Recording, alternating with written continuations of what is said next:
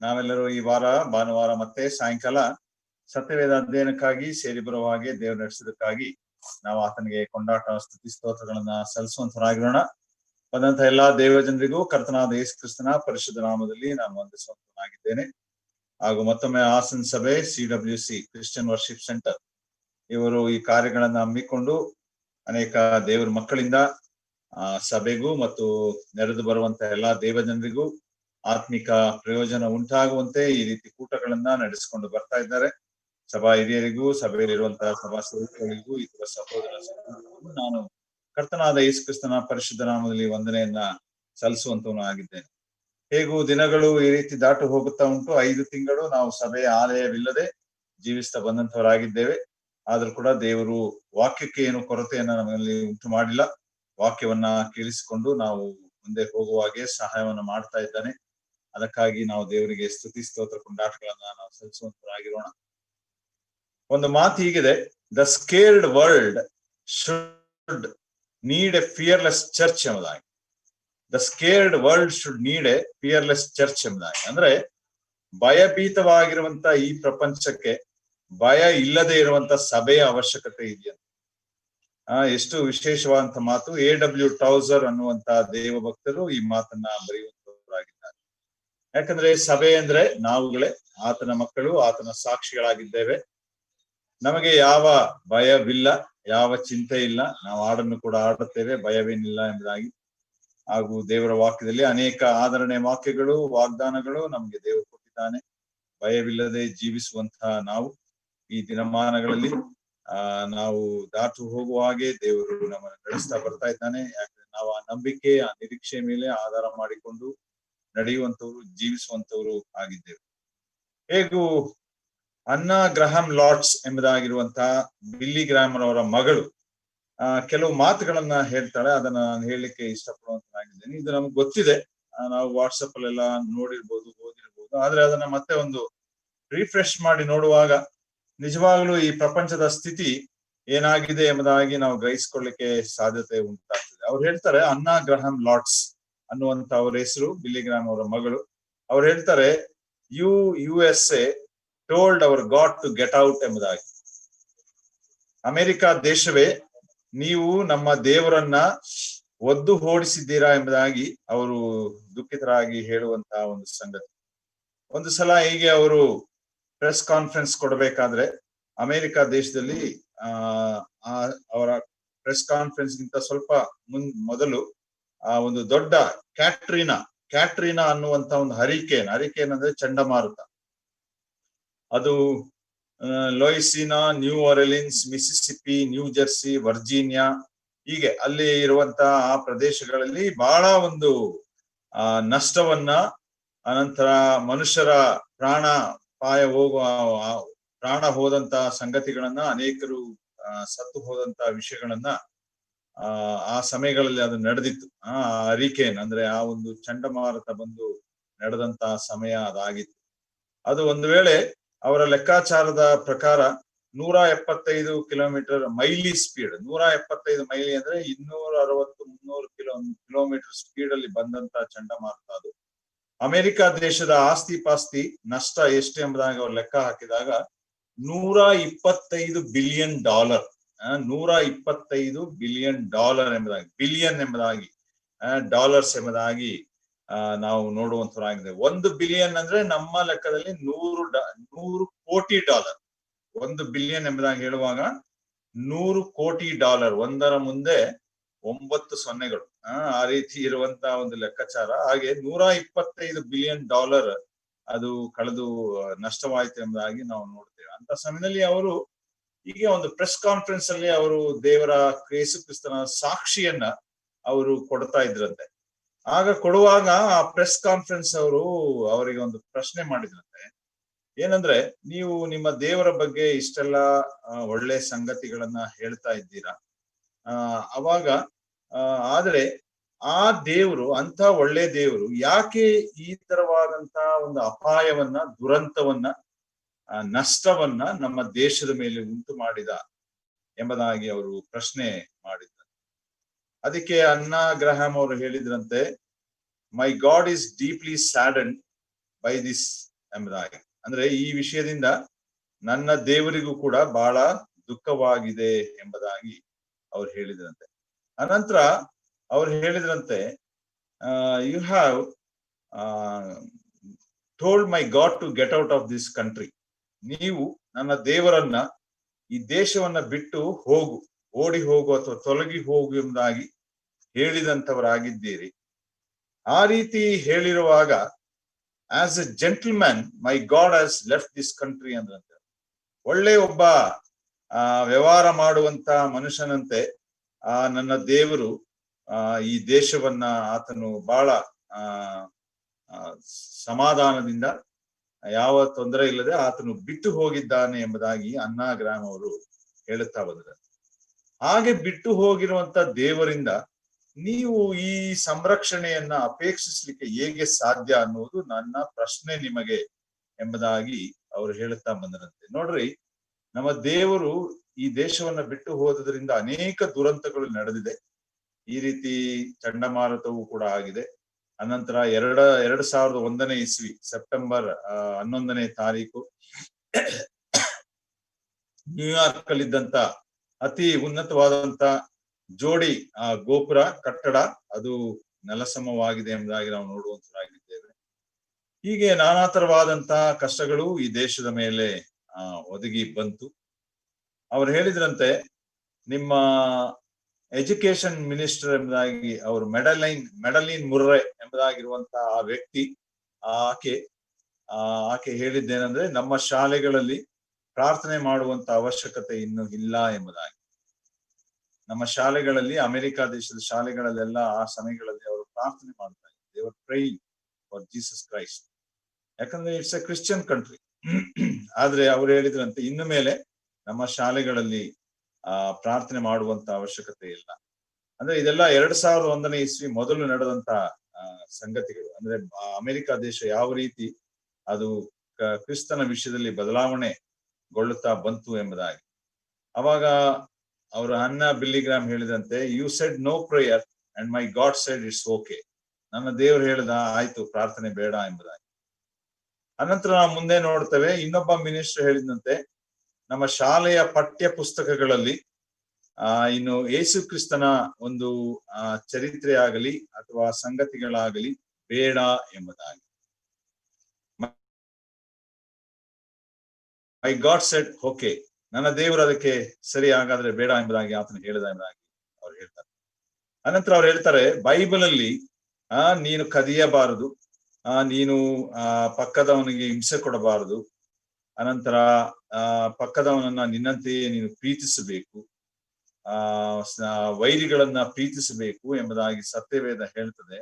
ಆದ್ರೆ ನಿಮ್ಮ ದೇಶ ಇವತ್ತು ಯಾವ ಸ್ಥಿತಿಗೆ ಬಂದಿದೆ ನೋಡಿರಿ. ಅದು ನಿಮ್ಮಲ್ಲಿ ಎಲ್ಲಾ ಬರೀ ಕೊಲೆಗಳಿಂದ, ಕಳ್ಳತನಗಳಿಂದ, ಜಾರತ್ವದಿಂದ, ಅನೇಕ ತರವಾದಂತಹ ದೇವರು ಇಷ್ಟಪಡದಂತಹ ಸಂಗತಿಗಳಿಂದ ತುಂಬಿಕೊಂಡಿದೆ ಎಂಬುದಾಗಿ ಅನ್ನಾ ಗ್ರಾಮ್ ಅವರು ಹೇಳುತ್ತಾ ಬಂದರು ಎಂಬುದಾಗಿ ನಾವು ನೋಡ್ತೇವೆ. ನಂತರ ಅವರ ಮಧ್ಯದಲ್ಲಿ ಒಬ್ಬ ತಜ್ಞನಿದ್ದ. ಮಕ್ಕಳ ತಜ್ಞ ಎಂಬುದಾಗಿ ಹೇಳುವಾಗ ಮಕ್ಕಳ ಬಗ್ಗೆ ಒಂದು ಬಹಳ ಸ್ಟಡಿ ಮಾಡಿ ಆತನು ಮಕ್ಕಳ ಕುರಿತು ಅನೇಕ ಉಪನ್ಯಾಸಗಳನ್ನ ಕೊಡುವಂಥದ್ದು. ಆ ರೀತಿ ಆತನು ಒಂದು ಕಾನೂನು ತಂದ ಅಮೆರಿಕ ದೇಶದಲ್ಲಿ. ಏನಂದ್ರೆ, ಮಕ್ಕಳ ಜೊತೆ ತಂದೆ ತಾಯಿಗಳು ಮಿಸ್ಬಿಹೇವ್ ಮಾಡಬಾರದು ಎಂಬುದಾಗಿ. ಅಂದ್ರೆ ಬಹಳ ಕಠಿಣವಾಗಿ ವರ್ತಿಸಬಾರದು ಎಂಬುದಾಗಿ. ಮಕ್ಕಳ ಜೊತೆ ಕಠಿಣವಾಗಿ ವರ್ತಿಸಬಾರದು ತಂದೆ ತಾಯಿಗಳು. ಯಾಕಂದ್ರೆ ಆ ರೀತಿ ನೀವು ವರ್ತಿಸುವಾಗ ಅವರ ಮನಸ್ಸಿನ ಮೇಲೆ ಒಂದು ದೊಡ್ಡದಾದಂತ ಪರಿಣಾಮ ಬೀರ್ತದೆ ಎಂಬುದಾಗಿ ಆತನು ಹೇಳಿದನು. ದೇವರ ವಾಕ್ಯದಲ್ಲಿ ಹೇಳ್ತದೆ, ತನ್ನ ಬೆತ್ತ ಹಿಡಿಯದ ಪಿತ ಪುತ್ರನಿಗೆ ಶತ್ರು ಎಂಬುದಾಗಿ. ಅವ್ರು ಹೇಳ್ತಾರೆ, ಅನ್ನಾ ಗ್ರಾಮ್ ಅವರು, ಆ ಡಾಕ್ಟರ್ ಬೆಂಜಮಿನ್ ಅನ್ನುವಂಥವರ ಮಗ, ಆತನು ಯೌವನಸ್ಥನಾಗಿದ್ದಾಗ ಆತನು ಆತ್ಮಹತ್ಯೆ ಮಾಡಿಕೊಂಡು ಸತ್ತು ಹೋದ ಎಂಬುದಾಗಿ ನಾವು ಚರಿತ್ರೆಯಲ್ಲಿ ನೋಡುವಂತರಾಗಿದ್ದೇವೆ ಎಂಬುದಾಗಿ ಅವರು ಹೇಳುವಂತವರು ಆಗಿದ್ದಾರೆ. ನೋಡ್ರಿ, ಹೀಗೆ ಅನೇಕ ಸಂಗತಿಗಳು ನಮ್ಮ ದೇಶದ ಮಧ್ಯದಲ್ಲಿ ನಡೆದು ಹೋಯಿತು. ಮಕ್ಕಳಲ್ಲಿ ಅನೇಕ ತರವಾದಂತಹ ಮನೋಭಾವಗಳು ಬೆಳೆಸಲ್ಪಟ್ಟಿದೆ. ಮಕ್ಕಳು ಗನ್ಗಳನ್ನ ಇಟ್ಕೊಂಡು ಅನೇಕರನ್ನ ಕೊಲ್ಲುವಂತವರಾಗಿರ್ತಾರೆ. ಅನಂತರ ಸಣ್ಣ ವಯಸ್ಸಿನಲ್ಲೇ ಲೈಂಗಿಕ ತಪ್ಪು ಕ್ರಿಯೆಗಳನ್ನ ಮಾಡುವಂಥದ್ದು. ಅನಂತರ ತಪ್ಪಾದಂತಹ ಸಂಬಂಧಗಳನ್ನ ಬೆಳೆಸಿಕೊಳ್ಳುವಂಥದ್ದು, ಡ್ರಗ್ ಗಳನ್ನ ತೆಗೆದುಕೊಳ್ಳುವಂಥದ್ದು, ಅನಂತರ ಮದ್ಯಪಾನ ಮಾಡುವಂಥದ್ದು, ನಾನಾ ತರವಾದಂತಹ ಅಶ್ಲೀಲವಾದಂತಹ ಸಂಗತಿಗಳಲ್ಲಿ ತೊಡಗಿಸಿಕೊಳ್ಳುವಂಥದ್ದು. ಈ ಎಲ್ಲಾ ಸಂಗತಿಗಳು ಬರಲಿಕ್ಕೆ ಕಾರಣ ಏನು ಎಂಬುದಾಗಿ ಹೇಳುವಾಗ, you told my god to get out of the country, you told my god to get out of your houses, you told my god to get out of your school, you told my god to get out of your society. ನೋಡ್ರಿ, ಎಷ್ಟು ದುಃಖಕರವಾದಂತ ಸಂಗತಿ ಯಾಕೆ ಹೇಳ್ತಾ ಬರ್ತಾರೆ ಏನಂದ್ರೆ, ನಮ್ಮ ಮನೆಗಳಲ್ಲಿ ದೇವರು ಬೇಡ ಎಂಬುದಾಗಿ ಹೇಳಿದ್ರಿ, ನಮ್ಮ ಶಾಲೆಗಳಲ್ಲಿ ದೇವರು ಬೇಡ ಎಂಬುದಾಗಿ ಹೇಳಿದ್ರಿ, ನಮ್ಮ ದೇಶದಲ್ಲಿ ದೇವರು ಬೇಡ ಎಂಬುದಾಗಿ ಹೇಳಿದ್ರಿ, ನಮ್ಮ ಸಮಾಜದಲ್ಲಿ ದೇವರು ಬೇಡ ಎಂಬುದಾಗಿ ನೀವು ಹೇಳಿರುವಾಗ, ನನ್ನ ದೇವರು, ಪ್ರೀತಿ ಸ್ವರೂಪನಾದ ದೇವರು ಈ ದೇಶವನ್ನ ಬಿಟ್ಟು ಹೋಗಿದ್ದಾನೆ ಎಂಬುದಾಗಿ ಅವರು ದುಃಖದಿಂದ ಹೇಳುವಂತ ಸಂಗತಿಯನ್ನ ನೋಡುವಂತದ್ದಾಗಿದೆ. ಅವ್ರು ಹೇಳ್ತಾರೆ, it is easy to thrash God and then wonder why the world is going to hell ಎಂಬುದಾಗಿ. ನೀವು ದೇವರನ್ನ ಬೇಡ ಅಂತೀರಾ, ಈಗ ಹೇಳ್ತೀರಾ ಯಾಕೆ ಈ ಲೋಕ ಒಂದು ನರಕದೋಪಾದಿಯಲ್ಲಿ ಯಾತನೆ ಪಡ್ತಾ ಇದೆ, ಕಷ್ಟದ ಮೇಲೆ ಕಷ್ಟ ಅನುಭವಿಸ್ತಾ ಇದೆ. ಈಗ ಕರೋನಾ ಕಾಯಿಲೆ COVID-19 ಕೂಡ ನೋಡುವಾಗ ಅಮೆರಿಕ ದೇಶದಲ್ಲಿ, ಪ್ರಪಂಚದಲ್ಲೆಲ್ಲ ಅತಿ ಹೆಚ್ಚಾದಂತ ಸೋಂಕು ಆ ದೇಶದಲ್ಲಿ ಇರುವಂತದ್ದು, ಅತಿ ಹೆಚ್ಚಾದಂತ ಮರಣ ಆ ದೇಶದಲ್ಲಿ ಇರುವಂತದ್ದು, ಅತಿ ಹೆಚ್ಚಾದಂತ ಭಯ, ಅತಿ ಹೆಚ್ಚಾದಂತ ಆರ್ಥಿಕ ಕುಸಿಯುವಿಕೆ ಅಮೆರಿಕ ದೇಶದಲ್ಲಿ ಇದೆ ಎಂಬುದಾಗಿ ನಾವು ನೋಡ್ಲಿಕ್ಕೆ ಸಾಧ್ಯತೆ ಉಂಟು. ಆದ್ರಿಂದ ಅವ್ರು ಹೇಳ್ತಾ ಬಂದಂತೆ, ನೀವು ಮಾಸಪತ್ರಿಕೆಗಳನ್ನ ನಂಬುತ್ತೀರಾ, ಆದ್ರೆ ಸತ್ಯವೇದವನ್ನ ನಂಬುವುದಿಲ್ಲ. ನೀವು ಮಾಸಪತ್ರಿಕೆಗಳನ್ನ, you believe on the newspapers but you don't believe on the Bible. ನೀವು ಸತ್ಯವೇದವನ್ನ ನಂಬುವಂತವ್ರಾಗಿಲ್ಲ ಎಂಬುದಾಗಿ ಅವರು ಹೇಳುವಂತ ಸಂಗತಿಗಳನ್ನ ನಾವು ನೋಡ್ತಾ ಬಂದು, ಪ್ರಿಯರೇ, ಮನುಷ್ಯನಲ್ಲಿ ಪಾಪ ಜಾಸ್ತಿ ಆಗುತ್ತಾ ಹೋಗುವಾಗ ದೇವರು ದುಃಖ ಪಡುವಂತನಾಗಿಲ್ಲ. ಕಡೆಯದಾಗಿ ಅವರು ಹೇಳಿದ್ರಂತೆ ಆ ಪ್ರೆಸ್ ಕಾನ್ಫರೆನ್ಸ್ ಅಲ್ಲಿ, even though you have put my God outside, but still his love is on this country ಎಂಬುದಾಗಿ. ಆದ್ರೆ ಆತನ ಪ್ರೀತಿ ಈ ದೇಶದ ಮೇಲೆ ಇನ್ನೂ ಉಂಟು. ಒಂದು ವೇಳೆ ಜನರು ಅದಕ್ಕಾಗಿ ಮಾನಸಾಂತರ ಪಟ್ಟು ಕರ್ತನಾದ ಯೇಸು ಕ್ರಿಸ್ತನ ಕಡೆಗೆ ತಿರುಗಿಕೊಳ್ಳುವುದಾದ್ರೆ ಆತನು ಅನೇಕ ಆಶೀರ್ವಾದಗಳನ್ನ ಈ ದೇಶಕ್ಕೆ ಉಂಟು ಮಾಡುತ್ತಾನೆ. ಮೊದಲಿದ್ದಂತ ಆಶೀರ್ವಾದಗಳು ಈ ದೇಶಕ್ಕೆ ಬರ್ಲಿಕ್ಕೆ ಸಾಧ್ಯತೆ ಉಂಟು ಎಂಬುದಾಗಿ ಅವರು ಹೇಳ್ತಾ ಬರ್ತಾರೆ. ಅವರೊಂದು ಮಾತನ್ನ ಹೇಳ್ತಾರೆ ನೋಡ್ರಿ, when Jesus was seeing sin of men day by day, he was understanding how severe his death on the cross would be ಎಂಬುದಾಗಿ. ದಿನದಿಂದ ದಿನಕ್ಕೆ ಕರ್ತನಾದ ಯೇಸು ಕ್ರಿಸ್ತನು ಲೋಕದ ಮನುಷ್ಯರ ಪಾಪಗಳನ್ನ ನೋಡುತ್ತಾ ಬರುವಾಗ ಆತನು ತನ್ನ ಮರಣ ಆ ಕ್ರೂಜೆ ಕಂಬದ ಮೇಲೆ ಎಷ್ಟು ಭಯಂಕರವಾಗಿರುತ್ತದೆ ಎಂಬುದಾಗಿ ನೆನೆಸಿಕೊಳ್ಳುತ್ತಿದ್ದ ಎಂಬುದಾಗಿ ಅವರು ಹೇಳುವಂತ ಒಂದು ಮಾತು. ಅದು ಎಷ್ಟು ಸತ್ಯವಾದಂತಹ ಸಂಗತಿ.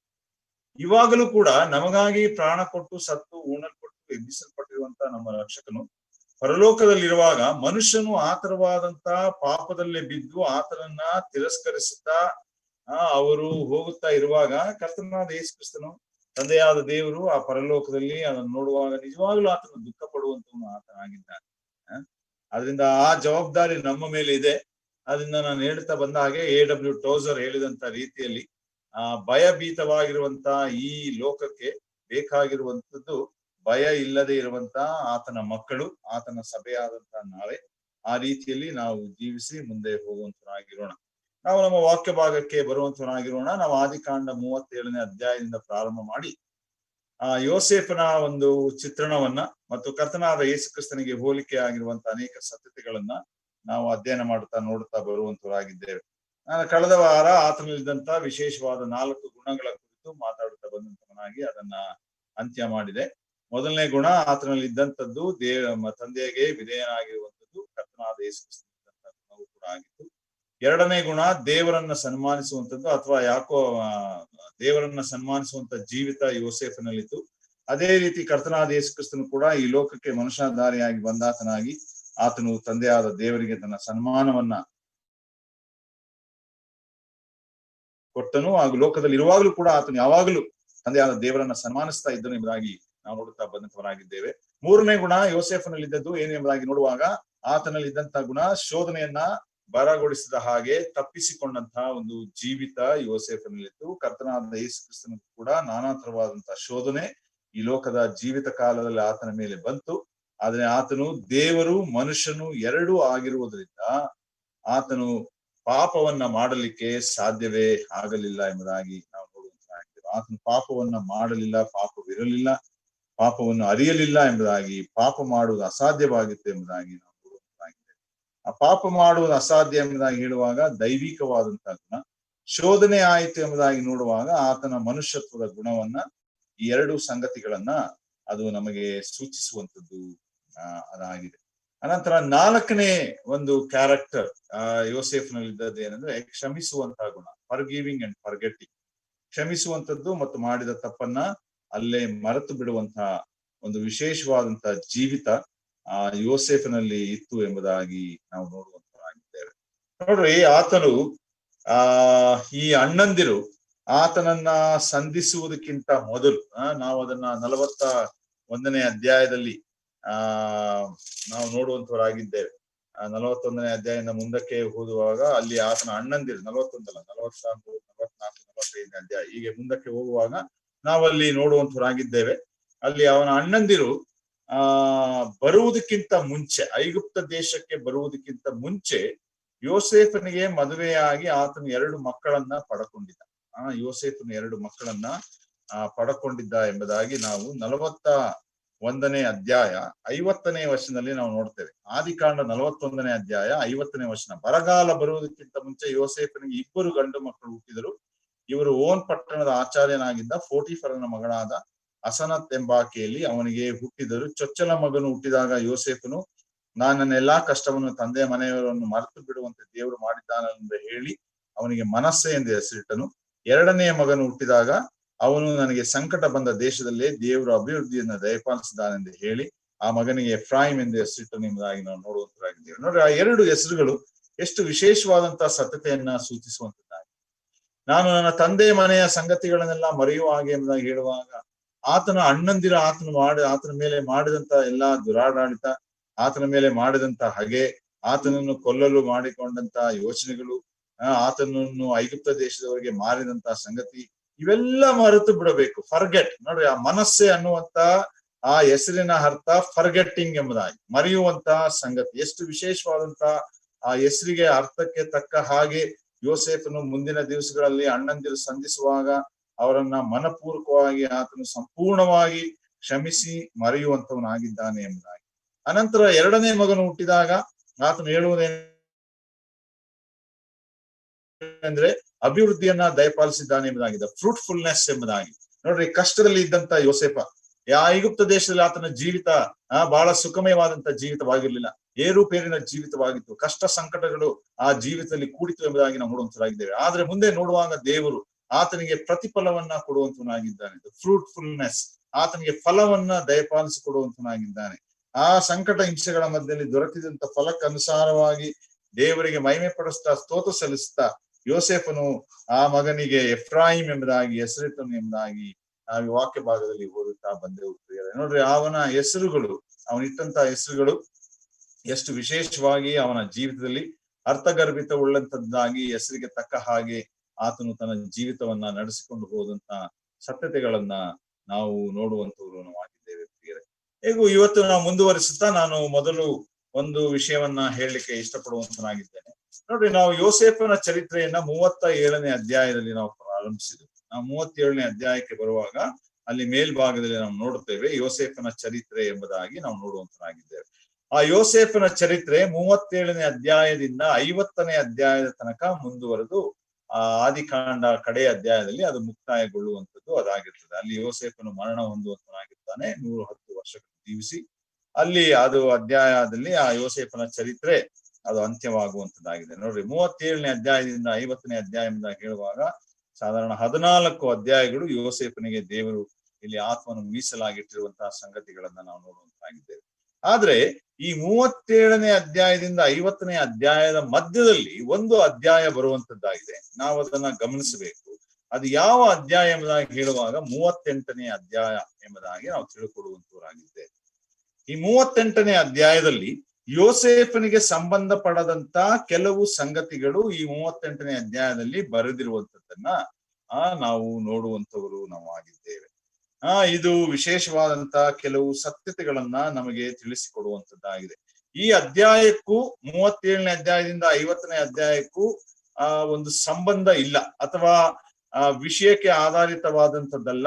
ಮಧ್ಯದಲ್ಲಿ ಒಂದು ಅಧ್ಯಾಯವನ್ನ ದೇವರು ತಂದು ನಿಲ್ಲಿಸಿದ್ದಾನೆ. ಅದಕ್ಕೆ ಇಂಟರ್ಲೂಡ್ ಎಂಬುದಾಗಿ ನಾವು ಹೇಳ್ತೇವೆ. ಇಂಟರ್ಲೂಡ್ ಎಂಬುದಾಗಿ ಹೇಳುವಾಗ ಮಧ್ಯಂತರ ಎಂಬುದಾಗಿ, ಅಥವಾ ಪ್ಯಾರಂಥಿಸಿಸ್ ಎಂಬುದಾಗಿ ಕೂಡ ಒಂದು ಪದ ಕರೆಯಲ್ಪಡುವಂತದ್ದಾಗಿರ್ತದೆ.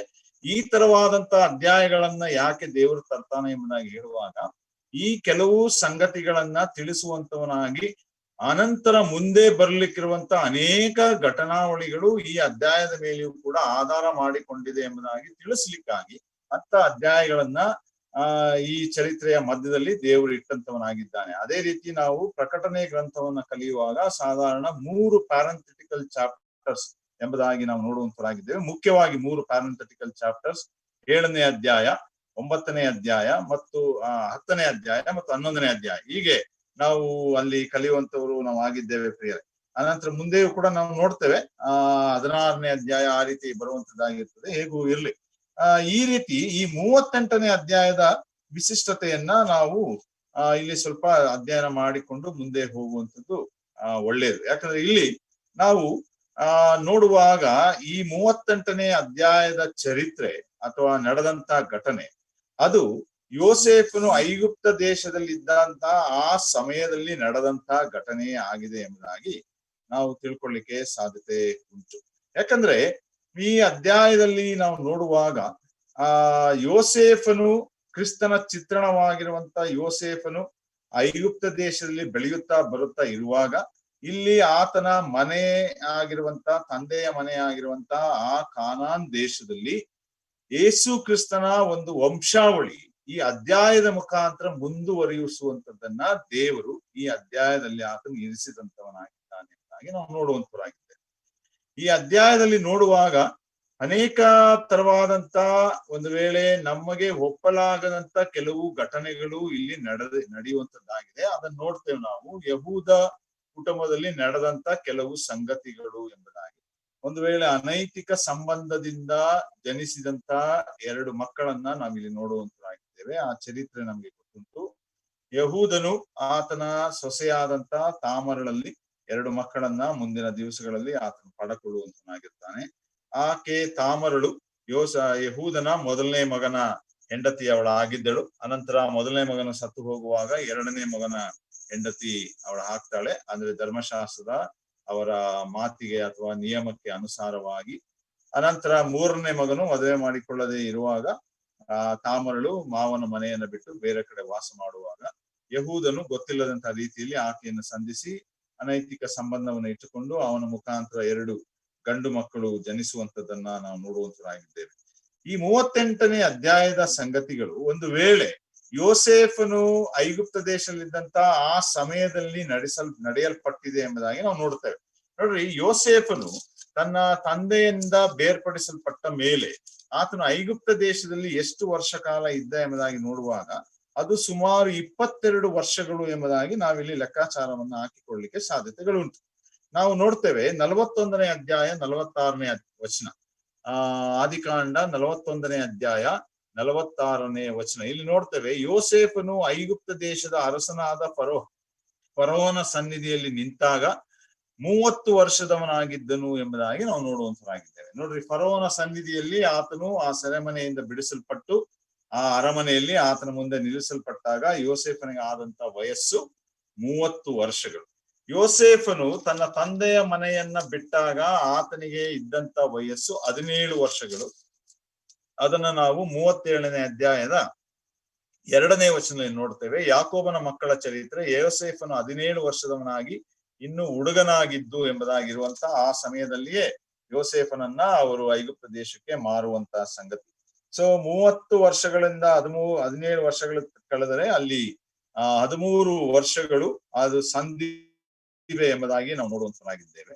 13 ವರ್ಷಗಳು ಸಂಧಿದ ನಂತರ ಯೋಸೇಫನು ಆ ಫರೋವನಿಗೆ ಬಿದ್ದಂತ ಕನಸಿನ ಅರ್ಥವನ್ನ ಹೇಳುವಾಗ ಆತನು 14 ವರ್ಷದ ಒಂದು ದೀರ್ಘ ಸಮಯವನ್ನ ಅಲ್ಲಿ ಸೂಚಿಸ್ತಾನೆ. ಆ 14 ವರ್ಷದ ದೀರ್ಘ ಸಮಯ 2 ಭಾಗವಾಗಿ ಮಾಡಲ್ಪಟ್ಟುಂಟು. ಮೊದಲು ಸುಭಿಕ್ಷೆಯ 7 ವರ್ಷಗಳು, ಅನಂತರ ಬರಲಿಕ್ಕಿರುವಂತ ಫ್ಯಾಮಿನ್ ಅಂದ್ರೆ ಬರದ ಸಮಯ ಅಥವಾ ಯಾವ ದವಸ ಧಾನ್ಯ ಬೆಳೆಯೋದಿಕ್ಕೆ ಆಗದೆ ಇರುವಂತ ಒಂದು ಸಮಯ, ಅದು 7 ವರ್ಷಗಳು ಎಂಬುದಾಗಿ ನಾವು ನೋಡುವಂತವರಾಗಿದ್ದೇವೆ ಪ್ರಿಯರೇ. ನೋಡ್ರಿ, ಇಲ್ಲಿ 13 ವರ್ಷಕ್ಕೆ ಸುಭಿಕ್ಷೆಯ 7 ವರ್ಷಗಳು ಸೇರಿಸಿದಾಗ 20 ವರ್ಷಗಳು ಅದು ಮುಗಿಯುವಂತದ್ದು ಆಗಿರ್ತದೆ. ಯೋಸೇಫನ ಐಗುಪ್ತ ದೇಶದಲ್ಲಿ ಈಗ ತಂದೆಯನ್ನ ಬಿಟ್ಟು 20 ವರ್ಷಗಳು ಇದ್ದಾನೆ ಎಂಬುದಾಗಿ ನಾವೊಂದು ಸಣ್ಣ ಲೆಕ್ಕಾಚಾರವನ್ನು ಹಾಕಿಕೊಳ್ಳಬಹುದು. ಅನಂತರ ನಾವು ನೋಡ್ತೇವೆ 45ನೇ ಅಧ್ಯಾಯ 6ನೇ ವಚನವನ್ನು ಓದೋಣ. 45ನೇ ಅಧ್ಯಾಯ 6ನೇ ವಚನ. 45ನೇ ಅಧ್ಯಾಯ 6ನೇ ವಚನದಲ್ಲಿ ಹೀಗೆ ಓದ್ತೇವೆ: ದೇಶಕ್ಕೆ ಬರ ಬಂದು 2 ವರ್ಷವಾಗಿದೆಯಷ್ಟೇ, ಇನ್ನೂ 5 ವರ್ಷಗಳ ಪರ್ಯಂತರ ಬಿತ್ತುವುದಕ್ಕಾಗಲಿ ಕೊಯ್ಯುವುದಕ್ಕಾಗಲಿ ಅವಕಾಶವಿಲ್ಲ. ನಿಮ್ಮ ಜನವು ಭೂಮಿಯ ಮೇಲೆ ಉಳಿಯುವಂತೆಯೂ ನೀವು ಈ ವಿಪತ್ತಿಗೆ ಸಿಕ್ಕದೆ ಬಹುಜನವಾಗುವಂತೆಯೂ ದೇವರು ನನ್ನನ್ನು ನಿಮ್ಮ ಮುಂದೆ ಕಳುಹಿಸಿದನು ಎಂಬುವಂತ ಮಾತನ್ನ ಯೋಸೇಫನು ಈಗ ತನ್ನ ಅಣ್ಣಂದರಿಗೆ ಆತನು ಹೇಳುತ್ತಿರುವಂತ ಒಂದು ಸಂಗತಿಯನ್ನ ನಾವು ಈ ಅಧ್ಯಾಯದಲ್ಲಿ ಓದುವಂತವರಾಗಿದ್ದೇವೆ. ಈಗ ಯೋಸೇಫನ ಮುಂದೆ ಅಣ್ಣಂದಿರೆಲ್ಲ ಕಾಣಿಸಿಕೊಳ್ತಾ ಇದ್ದಾರೆ. ಈಗ ಯೋಸೇಫನವರಿಗೆ ಹಿತೋಪದೇಶವನ್ನ ಮಾಡ್ತಾ ಇದ್ದಾನೆ.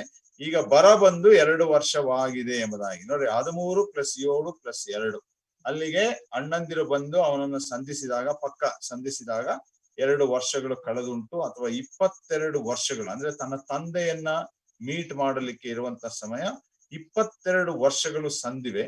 ಈ 22 ವರ್ಷಗಳ ಸಮಯದಲ್ಲಿಯೇ ಈ ಒಂದು ಮಧ್ಯದಲ್ಲಿ ಅಥವಾ ಪ್ರಾರಂಭದಲ್ಲಿಯೋ ಈ ಯಹೂದನ ಕುಟುಂಬದಲ್ಲಿ ಈ 38ನೇ ಅಧ್ಯಾಯದ ಘಟನೆಗಳು ನಡೆಯುತ್ತಾ ಇದೆ ಎಂಬುದಾಗಿ ನಾವಿಲ್ಲಿ ತಿಳ್ಕೊಳ್ಳುವಂತವರಾಗಿರ್ತೇವೆ ಪ್ರಿಯರೇ. ನೋಡ್ರಿ, ಅಂತ ಸಮಯದಲ್ಲಿ ಯಹೂದನು 2 ಗಂಡು ಮಕ್ಕಳನ್ನ ಕಳಕೊಂಡ, ಅನಂತರ 2 ಗಂಡು ಮಕ್ಕಳನ್ನ ತಾಮರಳಿಂದ ಪಡಕೊಂಡ ಎಂಬುದಾಗಿ ನಾವು ನೋಡುವಂತವರಾಗಿದ್ದೇವೆ.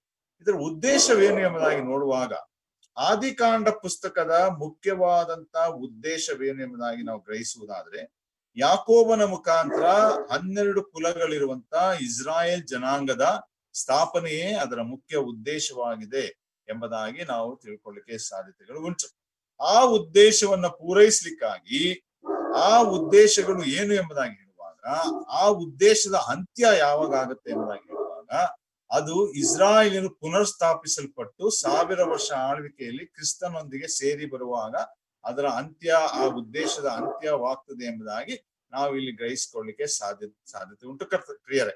ಆದ್ರಿಂದ ನೋಡ್ರಿ, ಈ 38ನೇ ಅಧ್ಯಾಯದ ಈ ಘಟನೆ ಅದು ಎಷ್ಟು ಪರಿಣಾಮವನ್ನ ಬೀರ್ತದೆ ಎಂಬುದಾಗಿ ಹೇಳುವಾಗ, ಮುಂದಿನ ಇಸ್ರಾಯೇಲರ ಎಲ್ಲಾ ಅವರ ಜೀವಿತ ಕಾಲ, ಕರ್ತನಾದ ಯೇಸು ಕ್ರಿಸ್ತನ ಜನನ, ಅನಂತರ 7 ವರ್ಷಗಳ ಸಂಕಟ ಮಹಾಸಂಕಟ ಕಾಲ, ಅನಂತರ 1000 ವರ್ಷಗಳ ಆಳ್ವಿಕೆಯ ಪ್ರಾರಂಭ, ಅಲ್ಲಿಯ ತನಕ ಇಸ್ರಾಯೇಲರು ಪುನರ್ಸ್ಥಾಪಿಸಲ್ಪಡುವ ತನಕ ಬೀರುವಂತ ಒಂದು ಪ್ರಭಾವದ ಸಂಗತಿಗಳಿಗೆ ತಕ್ಕ ಹಾಗೆ ದೇವರು 38ನೇ ಅಧ್ಯಾಯದಲ್ಲಿ ಯಹೂದ ಕುಟುಂಬದಿಂದ, ಅಂದರೆ ಈ ಕರ್ತನಾದ ಯೇಸು ಕ್ರಿಸ್ತನು ಜನಿಸಲಿಕ್ಕಿರುವಂತದ್ದು ಯಹೂದ ಕುಟುಂಬದಲ್ಲಿಯೇ.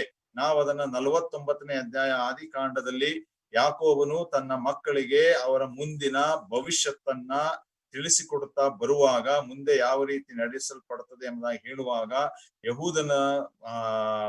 ಯಹೂದನ ಒಂದು ಟೈಮ್ ಅವನ ಒಂದು ಸರದಿ ಬರುವಾಗ ಯಾಕೋಬನು ಅವನಿಗೆ ಹೇಳ್ತಾನೆ ಅಲ್ಲಿ 49ನೇ ಅಧ್ಯಾಯದಲ್ಲಿ. ನಾವು ವಾಕ್ಯವನ್ನ ಓದೋಣ. 49ನೇ ಅಧ್ಯಾಯ,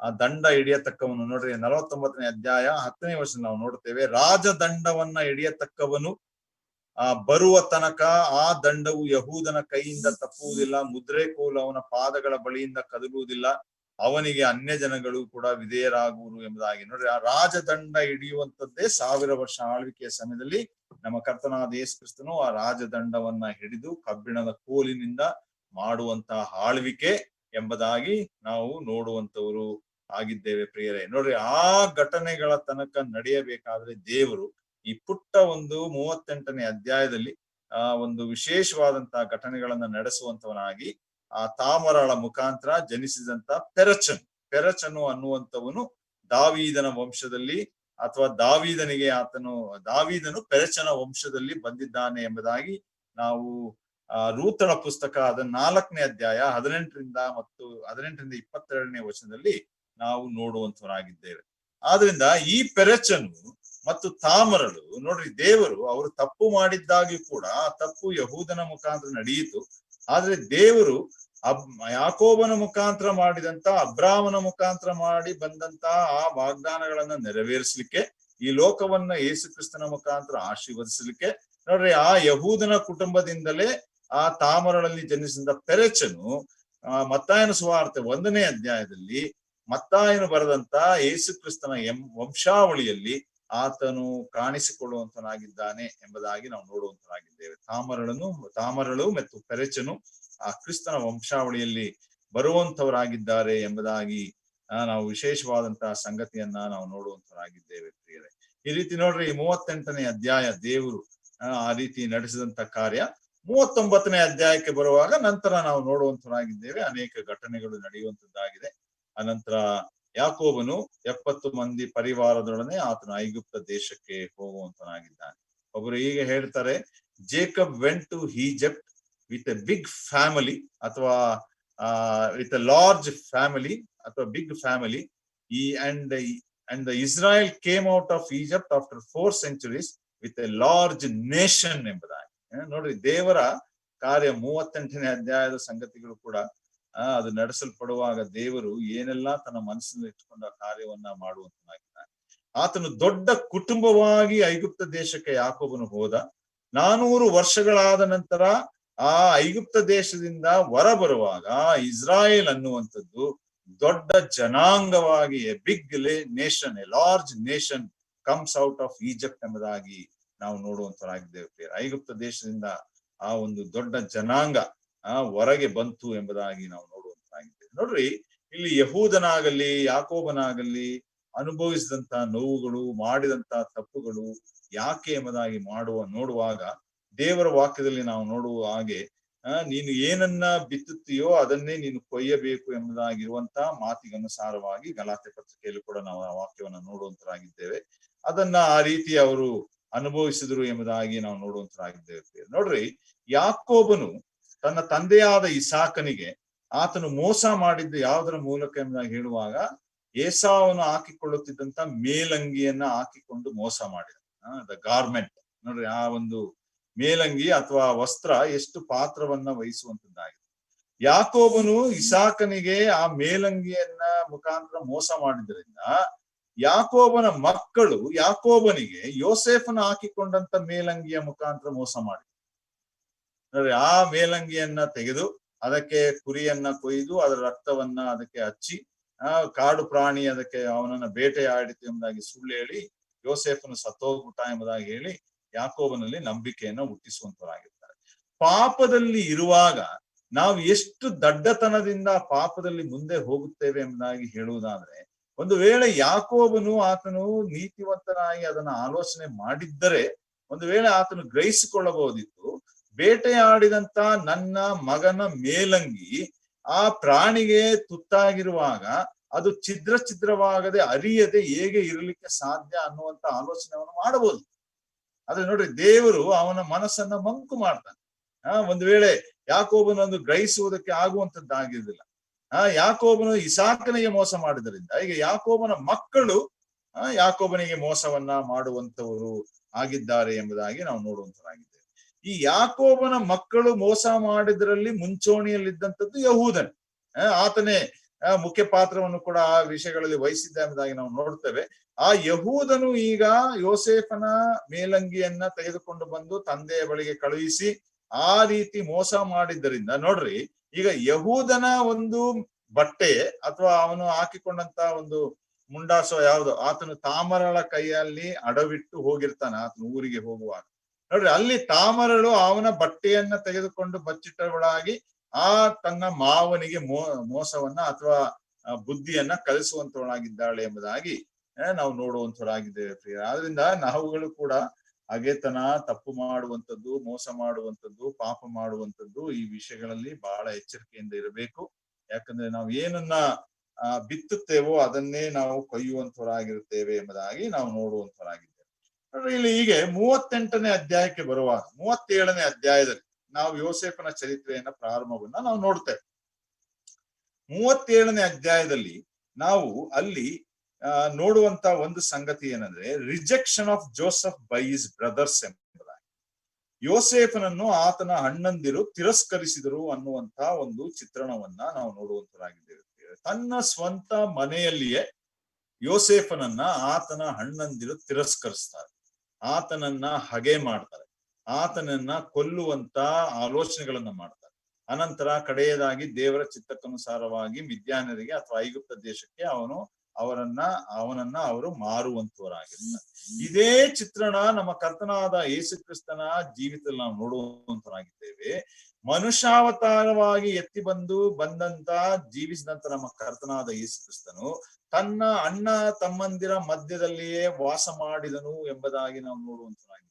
ಯೋಹಾನ ಸುವಾರ್ತೆ 1ನೇ ಅಧ್ಯಾಯದಲ್ಲಿ ನಾವು ನೋಡ್ತಾ ಬರುವಾಗ 8, 9, 10ನೇ ವರ್ಷದಲ್ಲಿ ನಾವು ನೋಡುತ್ತೇವೆ, ಆತನ ಸ್ವಂತದವರೇ ಆತನನ್ನ ಸ್ವೀಕರಿಸಲಿಲ್ಲ, ಅವರೇ ಅವನನ್ನ ತಿರಸ್ಕಾರ ಮಾಡಿದರು. ಅನಂತರ ಆತನ ಸ್ವಂತದವರೇ, ಇಸ್ರಾಯೇಲ್ ಜನಾಂಗವೇ, ಯಹೂದ್ಯರೇ, ಅವನ ಕುಟುಂಬದವರೇ, ಅವನ ಅಣ್ಣ ತಮ್ಮಂದಿರೇ ಆತನನ್ನ ಕಡೆಯದಾಗಿ ತಪ್ಪುಗಳನ್ನ ಹೊರಿಸಿ ಯೋಸೇಫನನ್ನ ಯಾವ ರೀತಿ ಕೊಲ್ಲಲಿಕ್ಕೆ ವಂಚಿಸಿದ್ರು ಅದೇ ರೀತಿ ಕೊಲ್ಲಲಿಕ್ಕೆ ವಂಚಿಸಿ ಅವರು ಕರ್ತನಾದ ಯೇಸು ಕ್ರಿಸ್ತನನ್ನ ಶಿಲುಬೆಗೆ ಹಾಕಿದರು ಎಂಬುದಾಗಿ ನಾವು ನೋಡುವಂತರಾಗಿದ್ದೇವೆ. ನೋಡ್ರಿ, ಈ ಎರಡು ಘಟನೆಗಳು ಈ 37ನೇ ಅಧ್ಯಾಯದಲ್ಲಿ ನಡೆಯುವಂತ ಚಿತ್ರಣವನ್ನ ನಾವು ನೋಡುತ್ತೇವೆ. 37ನೇ ಅಧ್ಯಾಯದಲ್ಲಿ ಅದೇ ಚಿತ್ರಣವನ್ನ ನಾವು ನೋಡುವಂತದ್ದಾಗಿದೆ. ಅಲ್ಲಿ ಯೋಸೇಫನನ್ನ ಅವರು ತಿರಸ್ಕರಿಸ್ತಾರೆ ಅಣ್ಣ ತಮ್ಮಂದಿರು, ಇಲ್ಲಿ ಕರ್ತನಾದ ಯೇಸು ಕ್ರಿಸ್ತನನ್ನ ತಿರಸ್ಕರಿಸುವಂತವರಾಗಿದ್ದಾರೆ. ಅನಂತರ ಯೋಸೇಫನನ್ನ ಅವರು ಎತ್ತಿ ಐಗುಪ್ತ ದೇಶಕ್ಕೆ ಮಾರುವಂತವರಾಗಿದ್ದಾರೆ. 37ನೇ ಅಧ್ಯಾಯದ 28ನೇ ವಚನ. ಅಷ್ಟರಲ್ಲಿ ಮಿದ್ಯಾನರಾದ ವರ್ತಕರು ಹಾದು ಹೋಗುತ್ತಿದ್ದರು. ಅವರು ಯೋಸೇಫನನ್ನ ಗುಂಡಿಯೊಳಗೆಯಿಂದ ಎತ್ತಿ ಆ ಇಷ್ಮಾಯೇಲರಿಗೆ 20 ರೂಪಾಯಿಗಳಿಗೆ ಮಾರಿಬಿಟ್ಟರು. ಇವರು ಅವನನ್ನು ಐಗುಪ್ತ ದೇಶಕ್ಕೆ ತೆಗೆದುಕೊಂಡು ಹೋದರು ಎಂಬುದಾಗಿ ನಾವು ನೋಡುತ್ತೇವೆ. ಮಿದ್ಯಾನರಿಗೆ ಮಾರುತ್ತಾರೆ, ಅವನು ತೆಗೆದುಕೊಂಡು ಹೋಗಿ ಐಗುಪ್ತ ದೇಶಕ್ಕೆ ಯೋಸೇಫನನ್ನ ಮಾರುವಂತರಾಗಿದ್ದಾರೆ. ನೋಡ್ರಿ, ಈ ಚಿತ್ರಣವನ್ನ ನೋಡುವಾಗ 28ನೇ ಅಧ್ಯಾಯ, ನಾವು ಮುಂದೆ ಅದನ್ನ ಅಧ್ಯಯನ ಮಾಡ್ತೇವೆ. ಈ ಚಿತ್ರಣವನ್ನ ನೋಡುವಾಗ ಯೋಸೇಫನನ್ನ ಗುಂಡಿಯಿಂದ ಎತ್ತಿದ ಹಾಗೆ ನಮ್ಮ ಕರ್ತನಾದ ಯೇಸು ಕ್ರಿಸ್ತನ ಆ ಇಸ್ರಾಯೇಲ್ ದೇಶದಲ್ಲಿಯೇ ಆಗುವಂತ ಪುನರುತ್ಥಾನವನ್ನ ನಾವು ನೋಡುವಂತರಾಗಿದ್ದೇವೆ. The resurrection of Lord Jesus Christ. ಈಗ ಕರ್ತನಾದ ಯೇಸು ಕ್ರಿಸ್ತನು ಪುನರುತ್ಥಾನ ಹೊಂದಿದಂತವನಾಗಿ ಪರಲೋಕದಲ್ಲಿದ್ದಂತವನಾಗಿದ್ದಾನೆ. ಯೋಸೇಫನು ಈ ಗುಂಡಿಯಿಂದ ಎತ್ತಲ್ಪಟ್ಟಂತವನಾಗಿ 39ನೇ ಅಧ್ಯಾಯದಿಂದ 50ನೇ ಅಧ್ಯಾಯ ತನಕ ಅಧ್ಯಯನ ಮಾಡುವಾಗ ಆತನು ಐಗುಪ್ತ ದೇಶದಲ್ಲಿ ಉನ್ನತ ಸ್ಥಾನದಲ್ಲಿ ಫರೋವನ ಸಿಂಹಾಸನದ ಮೇಲೆ ಕೂತುಕೊಂಡು ಆ ಇಡೀ ದೇಶವನ್ನ ಆತನು ಆಳುವಂತವನಾಗಿದ್ದಾನೆ. The exalted Joseph and the resurrected Lord Jesus Christ. ಉನ್ನತ ಸ್ಥಾನಕ್ಕೆ ಏರಿಸಲ್ಪಟ್ಟಂತ ಯೋಸೇಫನು, ಪುನರುತ್ಥಾನ ಹೊಂದಿದಂತ ನಮ್ಮ ಕರ್ತನಾದ ಯೇಸು ಕ್ರಿಸ್ತನು, ಈ ಬ್ಯೂಟಿಫುಲ್ ಚಿತ್ರಣವನ್ನ ನಾವು ಈ 37ನೇ ಅಧ್ಯಾಯದಲ್ಲಿ ನಾವು ಅದನ್ನ ಗ್ರಹಿಸಿಕೊಳ್ಳಿಕ್ಕೆ ಸಾಧ್ಯತೆ ಉಂಟಾಗುವಂಥದ್ದು ಅದಾಗಿದೆ. ಅನಂತರ ನಾವು 39ನೇ ಅಧ್ಯಾಯಕ್ಕೆ ಬರ್ತೇವೆ. 38ನೇ ಅಧ್ಯಾಯದ ಕೆಲವು ಘಟನೆಗಳನ್ನ ನಾವು ನೋಡ್ತಾ ಬಂದು ಅದನ್ನ ನಾನು ಮತ್ತೆ ಹೇಳುವಂತನಾಗಿದ್ದೇನೆ. 39ನೇ ಅಧ್ಯಾಯಕ್ಕೆ ಬರುವಾಗ 39ನೇ ಅಧ್ಯಾಯದಿಂದ ಮುಂದಕ್ಕೆ ಇರುವಂತದ್ದು ಯೋಸೇಫನ ಚರಿತ್ರೆ. ಯೋಸೇಫನ ಚರಿತ್ರೆಯನ್ನ ಕಲಿಯುತ್ತಾ ಬರುವಾಗ ನಾವು ನೋಡುವಂತವರಾಗಿದ್ದೇವೆ. 45ನೇ ಅಧ್ಯಾಯಕ್ಕೆ ಬರುವಾಗ ಅಲ್ಲಿ ಯಾಕೋಬನು ಮತ್ತು ಆತನ ಮಕ್ಕಳು ಅವರು ಐಗುಪ್ತ ದೇಶಕ್ಕೆ ಯೋಸೇಫನ ಬಳಿಗೆ ಹೋಗುವಂತವರಾಗಿದ್ದಾರೆ ಎಂಬುದಾಗಿ ನಾವು ನೋಡುವಂತರಾಗಿದೆ. ನೋಡ್ರಿ, ಈಗ ಈ ಇಸ್ರಾಯೇಲ್ ಅನ್ನುವಂತ ದೇಶ ಯೇಸು ಸ್ವಾಮಿಯನ್ನ ತಿರಸ್ಕರಿಸಿದ ನಂತರ ಇನ್ನೂ ಅವರು ಯೇಸು ಕ್ರಿಸ್ತನೊಂದಿಗೆ ಸಂಧಾನವಾಗಿಲ್ಲ. ಅವರು ಯಾವಾಗ ಪುನರ್ಸ್ಥಾಪಿಸಲ್ಪಡ್ತಾರೆ ಎಂಬುದಾಗಿ ಹೇಳುವಾಗ ಈ 39ನೇ ಅಧ್ಯಾಯದಿಂದ 50ನೇ ಅಧ್ಯಾಯ ತನಕ ಇರುವಂತಹ ಚಿತ್ರಣದಂತೆ ಪೌಲನು ರೋಮಾಪುರ ಪತ್ರಿಕೆ 9ನೇ ಅಧ್ಯಾಯದಿಂದ 11ನೇ ಅಧ್ಯಾಯ ತನಕ ಹೇಳುವಂತ ಆ ಸಂಗತಿಗಳಲ್ಲಿ, ಅಂದ್ರೆ the dispensational part of Roman letter of Romans ಎಂಬುದಾಗಿ ನಾವು ನೋಡ್ತೇವೆ. ರೋಮಾ ಪತ್ರಿಕೆಯನ್ನ ನಾವು 3 ಭಾಗವಾಗಿ ಓದಬಹುದು. ನಾವಲ್ಲಿ ಡಾಕ್ಟ್ರಿನಲ್ ಪಾರ್ಟ್ 1ನೇ ಅಧ್ಯಾಯದಿಂದ ರೋಮ 8ನೇ ಅಧ್ಯಾಯ ತನಕ, ಡಿಸ್ಪೆನ್ಸೇಷನಲ್ ಪಾರ್ಟ್ ಅಥವಾ ಚರಿತ್ರೆಯಾಗಿರುವಂತ 9ನೇ ಅಧ್ಯಾಯದಿಂದ 11ನೇ ಅಧ್ಯಾಯ ತನಕ ಇಸ್ರಾಯೇಲ್ಯರ ಚರಿತ್ರೆ. ಅನಂತರ 12ನೇ ಅಧ್ಯಾಯದಿಂದ 16ನೇ ಅಧ್ಯಾಯ ತನಕ the practical life of Christian ಎಂಬುದಾಗಿ ರೋಮಾಪುರ ಪತ್ರಿಕೆಯಲ್ಲಿ ನಾವು ಕಲೀಲಿಕ್ಕೆ ಅದು ಸಾಧ್ಯತೆ ಉಂಟಾಗ್ತದೆ. ನೋಡ್ರಿ, ಹೀಗೆ ಆ ಡಿಸ್ಪೆನ್ಸೇಷನಲ್ ಪಾರ್ಟ್ ಅಲ್ಲಿ ಬರುವಾಗೆ 11ನೇ ಅಧ್ಯಾಯ 25ನೇ ವರ್ಷದಲ್ಲಿ ಹೇಳಿದ ಹಾಗೆ ಈ ಇಸ್ರಾಯೇಲ್ಯರು ಈಗ ಕರ್ತನಾದ ಯೇಸು ಕ್ರಿಸ್ತನೊಂದಿಗೆ ಅವರು ಕರ್ತನಾದ ಯೇಸು ಕ್ರಿಸ್ತನ ಮುಖಾಂತರ ಪುನರ್ಸ್ಥಾಪಿಸಲ್ಪಡುವಂತ ಮೊದಲು ಸಭೆ ಎತ್ತಲ್ಪಟ್ಟಿರ್ತದೆ. ಸಭೆ ಎತ್ತಲ್ಪಟ್ಟಿರುವಾಗ ಈ ಲೋಕದೊಳಗೆ 7 ವರ್ಷಗಳ ಕಾಲ ಸಂಕಟ ಮತ್ತು ಮಹಾಸಂಕಟ ಕಾಲ ಪ್ರಾರಂಭವಾಗ್ತದೆ. ಸಂಕಟ ಮತ್ತು ಮಹಾಸಂಕಟ ಕಾಲದಲ್ಲಿ ಇಸ್ರಾಯೇಲ್ಯರು ಯೇಸು ಸ್ವಾಮಿಯೊಂದಿಗೆ ಪುನರ್ಸ್ಥಾಪಿಸಲ್ಪಡುವಂತದ್ದನ್ನ, ಯೇಸು ಸ್ವಾಮಿಯನ್ನು ಅಂಗೀಕರಿಸುವಂತದ್ದನ್ನ ನಾವು ಪ್ರಕಟಣೆ 6ನೇ ಅಧ್ಯಾಯದಿಂದ 18ನೇ ಅಧ್ಯಾಯದ ಭಾಗದಲ್ಲಿ ನಾವು ಅದನ್ನ ಕಲೀಲಿಕ್ಕೆ ಸಾಧ್ಯತೆಗಳು ಉಂಟು. ಅದಾದ ನಂತರ ನಾವು ನೋಡುವುದೇನೆಂದ್ರೆ 1000 ವರ್ಷದ ಆಳ್ವಿಕೆ. ಆ ಚಿತ್ರಣವನ್ನ 39ನೇ ಅಧ್ಯಾಯದಿಂದ 50ನೇ ಅಧ್ಯಾಯ ತನಕ ಇರುವಂತಹ ಅಧ್ಯಾಯಗಳಲ್ಲಿ ನಾವು ಆ ಚಿತ್ರಣವನ್ನ ನೋಡುವಂತರಾಗಿದ್ದೇವೆ.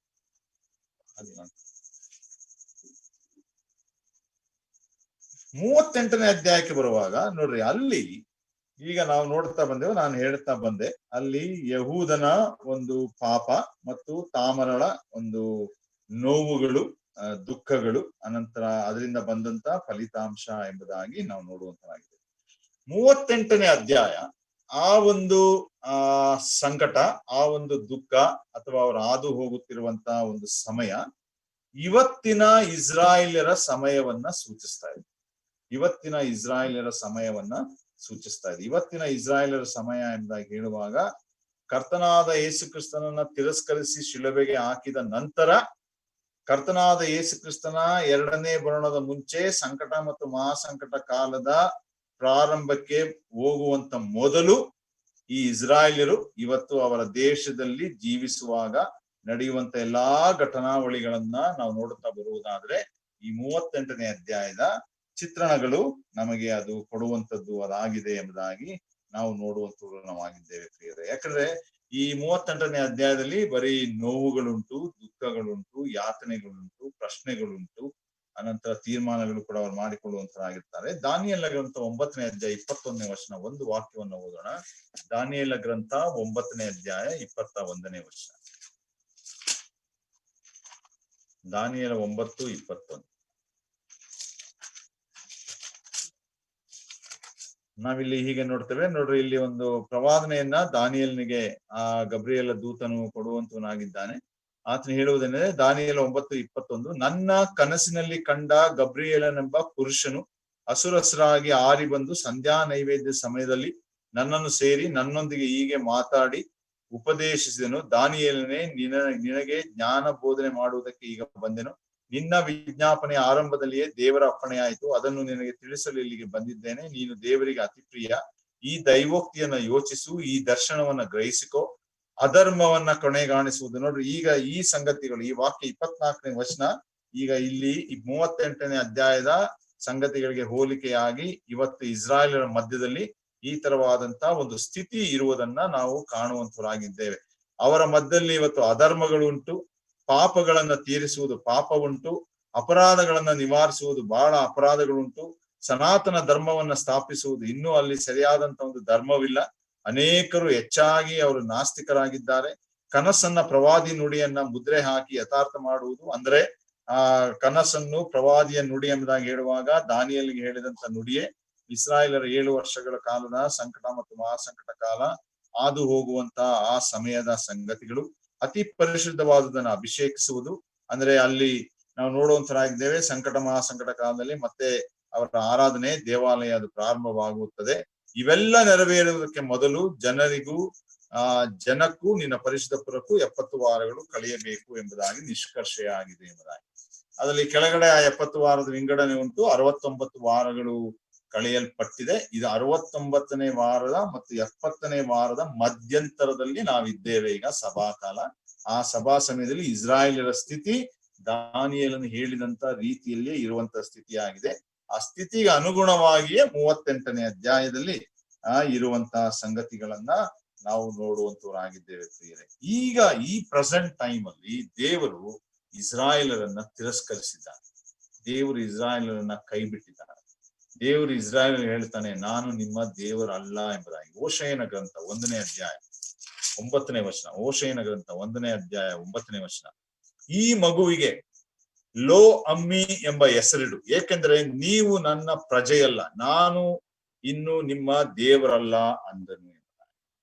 ಅದನ್ನೇ ಪೌಲ 9ನೇ ಅಧ್ಯಾಯದಿಂದ ಹೇಳ್ಕೊಳ್ತಾನೆ. ಅನೇಕರು ಇಸ್ರಾಯೇಲರಲ್ಲಿ ಅವರು ಹಠಮಾರಿಗಳಾಗಿದ್ದಾರೆ, ಯೇಸು ಸ್ವಾಮಿಯನ್ನ ತಿರಸ್ಕರಿಸ್ತಾ ಇದ್ದಾರೆ. ಆದರೆ ಅನ್ಯ ಜನಾಂಗಗಳ ಆ ಸಮುದಾಯ ಪರಲೋಕಕ್ಕೆ ಎತ್ತಲ್ಪಟ್ಟ ಮೇಲೆ, ಅಂದ್ರೆ ಸಂಕಟ ಮತ್ತು ಮಹಾಸಂಕಟ ಪ್ರಾರಂಭವಾಗುವಂತ ಮೊದಲು ಸಭೆ ಎತ್ತಲ್ಪಟ್ಟ ಮೇಲೆ, ಅನ್ಯ ಜನಾಂಗಗಳ ಸಮುದಾಯ ಅಂದ್ರೆ ಸಭೆ ಎತ್ತಲ್ಪಟ್ಟ ಮೇಲೆ ಎಲ್ಲಾ ಇಸ್ರಾಯೇಲರು ರಕ್ಷಣೆ ಹೊಂದುವರು ಎಂಬುದಾಗಿ ನಾವು ನೋಡುವಂತಾಗಿದ್ದೇವೆ. ಸಂಕಟ ಮಹಾಸಂಕಟ ಕಾಲದಲ್ಲಿ ಎಲ್ಲಾ ಇಸ್ರಾಯೇಲರು ರಕ್ಷಣೆಯನ್ನ ಹೊಂದುವಂತವರಾಗಿದ್ದಾರೆ ಎಂಬುದಾಗಿ ನಾವು ತಿಳ್ಕೊಳ್ಳಿಕ್ಕೆ ಸಾಧ್ಯತೆಗಳು ಉಂಟು. ಈ ರೀತಿ ಪ್ರಿಯರೇ, ದೇವರು ವಿಶೇಷವಾದ ರೀತಿಯಲ್ಲಿ ಆ 38ನೇ ಅಧ್ಯಾಯವನ್ನ ಆ ಯೋಸೇಫನ ಚರಿತ್ರೆಯ ಮಧ್ಯದಲ್ಲಿ ಇರಿಸಿದಂತವನಾಗಿ ಅನೇಕ ಮುಂದೆ ನಡೀಲಿಕ್ಕಿರುವಂತ ಅನೇಕ ಸತ್ಯತೆಗಳನ್ನ, ಅದಿನ್ನು ಎಷ್ಟು 1000 ವರ್ಷ ಹಿಡಿತದೋ ಗೊತ್ತಿಲ್ಲ, ಕರ್ತನಾದ ಯೇಸು ಕ್ರಿಸ್ತನು ಯಾವಾಗ ಬರ್ತಾನೋ ನಮ್ಗೆ ಗೊತ್ತಿಲ್ಲ, ಆದ್ರೆ ಬರ್ತಾನೆ, ಅಂತ್ಯ ದಿನಗಳಿದ್ದೇವೆ ಎಂಬುದಾಗಿ ನಾವು ಹೇಳ್ತಾ ಇದ್ದೇವೆ. ಆದ್ರೆ ದೇವರ ಯೋಜನೆಗಳು, ದೇವರ ಕಾರ್ಯಗಳು ಒಂದು ವೇಳೆ ಈ ಅಂತ್ಯ ದಿನ ಅನ್ನುವಂಥದ್ದೇ ಇನ್ನೂ 500 ವರ್ಷ ಹಿಡಿಬಹುದು, ಇನ್ನೂ 1000 ವರ್ಷ ಇಡಬಹುದು. ಆದ್ರೆ ನಾವು ಅದಕ್ಕೆ ಯಾರು ಧೃತಿಗೆಡುವಂತ ಅವಶ್ಯಕತೆ ಇಲ್ಲ. ಯಾಕಂದ್ರೆ ಆ ನಂಬಿಕೆಯಲ್ಲೇ ನಾವು ಇರುವಂತವರಾಗಿರ್ಬೇಕು. ಒಂದು ವೇಳೆ 1000 ವರ್ಷ ಅನ್ನುವುದಾದ್ರೆ ನಮ್ಮ ಈ ಭೂ ಪ್ರಯಾಣವನ್ನ ತೀರಿಸಿದ ಮೇಲೆ ನಾವು ಆತನ ಸನ್ನಿಧಿಗೆ ನಮ್ಮ ಆತ್ಮಗಳು ಎತ್ತಲ್ಪಟ್ಟಾಗ ಆ 1000 ವರ್ಷ ಹೇಗೆ ಕಳೆದು ಹೋಗ್ತದೆ ನಮ್ಗೆ ಗೊತ್ತಾಗ್ಲಿಕ್ಕೆ ಇಲ್ಲ. ಯಾಕಂದ್ರೆ ದೇವರ ಸನ್ನಿಧಿಯಲ್ಲಿ ಇರ್ತೇವೆ. ಅಂತ ಮಹಾ ನಿರೀಕ್ಷೆಯುಳ್ಳವರಾಗಿ ನಾವು ಜೀವಿಸುವಂತವರಾಗಿರ್ಬೇಕು. ಹೇಗೂ ಕೂಡ ಆ ದೇವರ ಒಬ್ಬರು ಭಕ್ತರು ಹೇಳಿದ ಹಾಗೆ, ವಿಲಿಯಂ ಮ್ಯಾಕ್ಡೊನಾಲ್ಡ್ ಅನ್ಸುತ್ತೆ, ಅವ್ರು ಹೇಳಿದಂತ ಒಂದು ಮಾತಿನ ಹಾಗೆ, ಪ್ರತಿದಿನ ನಾನು ಜೀವಿಸುವಾಗ ಆ ದೇವರು ಇವತ್ತು ಬರ್ತಾನೆ ಎಂಬುದಾಗಿ ನಾನು ಜೀವಿಸ್ತೇನೆ ಎಂಬುದಾಗಿ ಅವ್ರು ಹೇಳುತ್ತಿದ್ದಂತ ಮಾತು. ಅದೇ ಒಂದು ನಿರೀಕ್ಷೆಯಲ್ಲಿ ನಾವು ಜೀವಿಸುವಂತವರಾಗಿರೋಣ. ದೇವರು ನಮ್ಮನ್ನ ನಡೆಸುವಂತವನು ಆಗಿರ್ಲಿ. ನಾವೀಗ ಮುಂದೆ ಈಗ ಯೋಸೇಫನ ಕೆಲವು ಸಂಗತಿಗಳನ್ನ 40 ಕೆಲವು ವಾಕ್ಯಗಳನ್ನ ನಾವು ನೋಡುವಂತರಾಗಿರೋಣ. ಆದಿಕಾಂಡ 37ನೇ ಅಧ್ಯಾಯ. ಆದಿಕಾಂಡ 37ನೇ ಅಧ್ಯಾಯ ಈಗ ತಾನೇ ಓದಿದ್ದು ವಾಕ್ಯ. 28ನೇ ವಚನವನ್ನ ಓದೋಣ. ಆದಿಕಾಂಡ 37ನೇ ಅಧ್ಯಾಯ 28ನೇ ವಚನದಲ್ಲಿ ಹೀಗೆ ಓದ್ತೇವೆ. ಅಷ್ಟರಲ್ಲಿ ಮಿದ್ಯಾನರಾದ ವರ್ತಕರು ಹಾದು ಹೋಗುತ್ತಿದ್ದರು.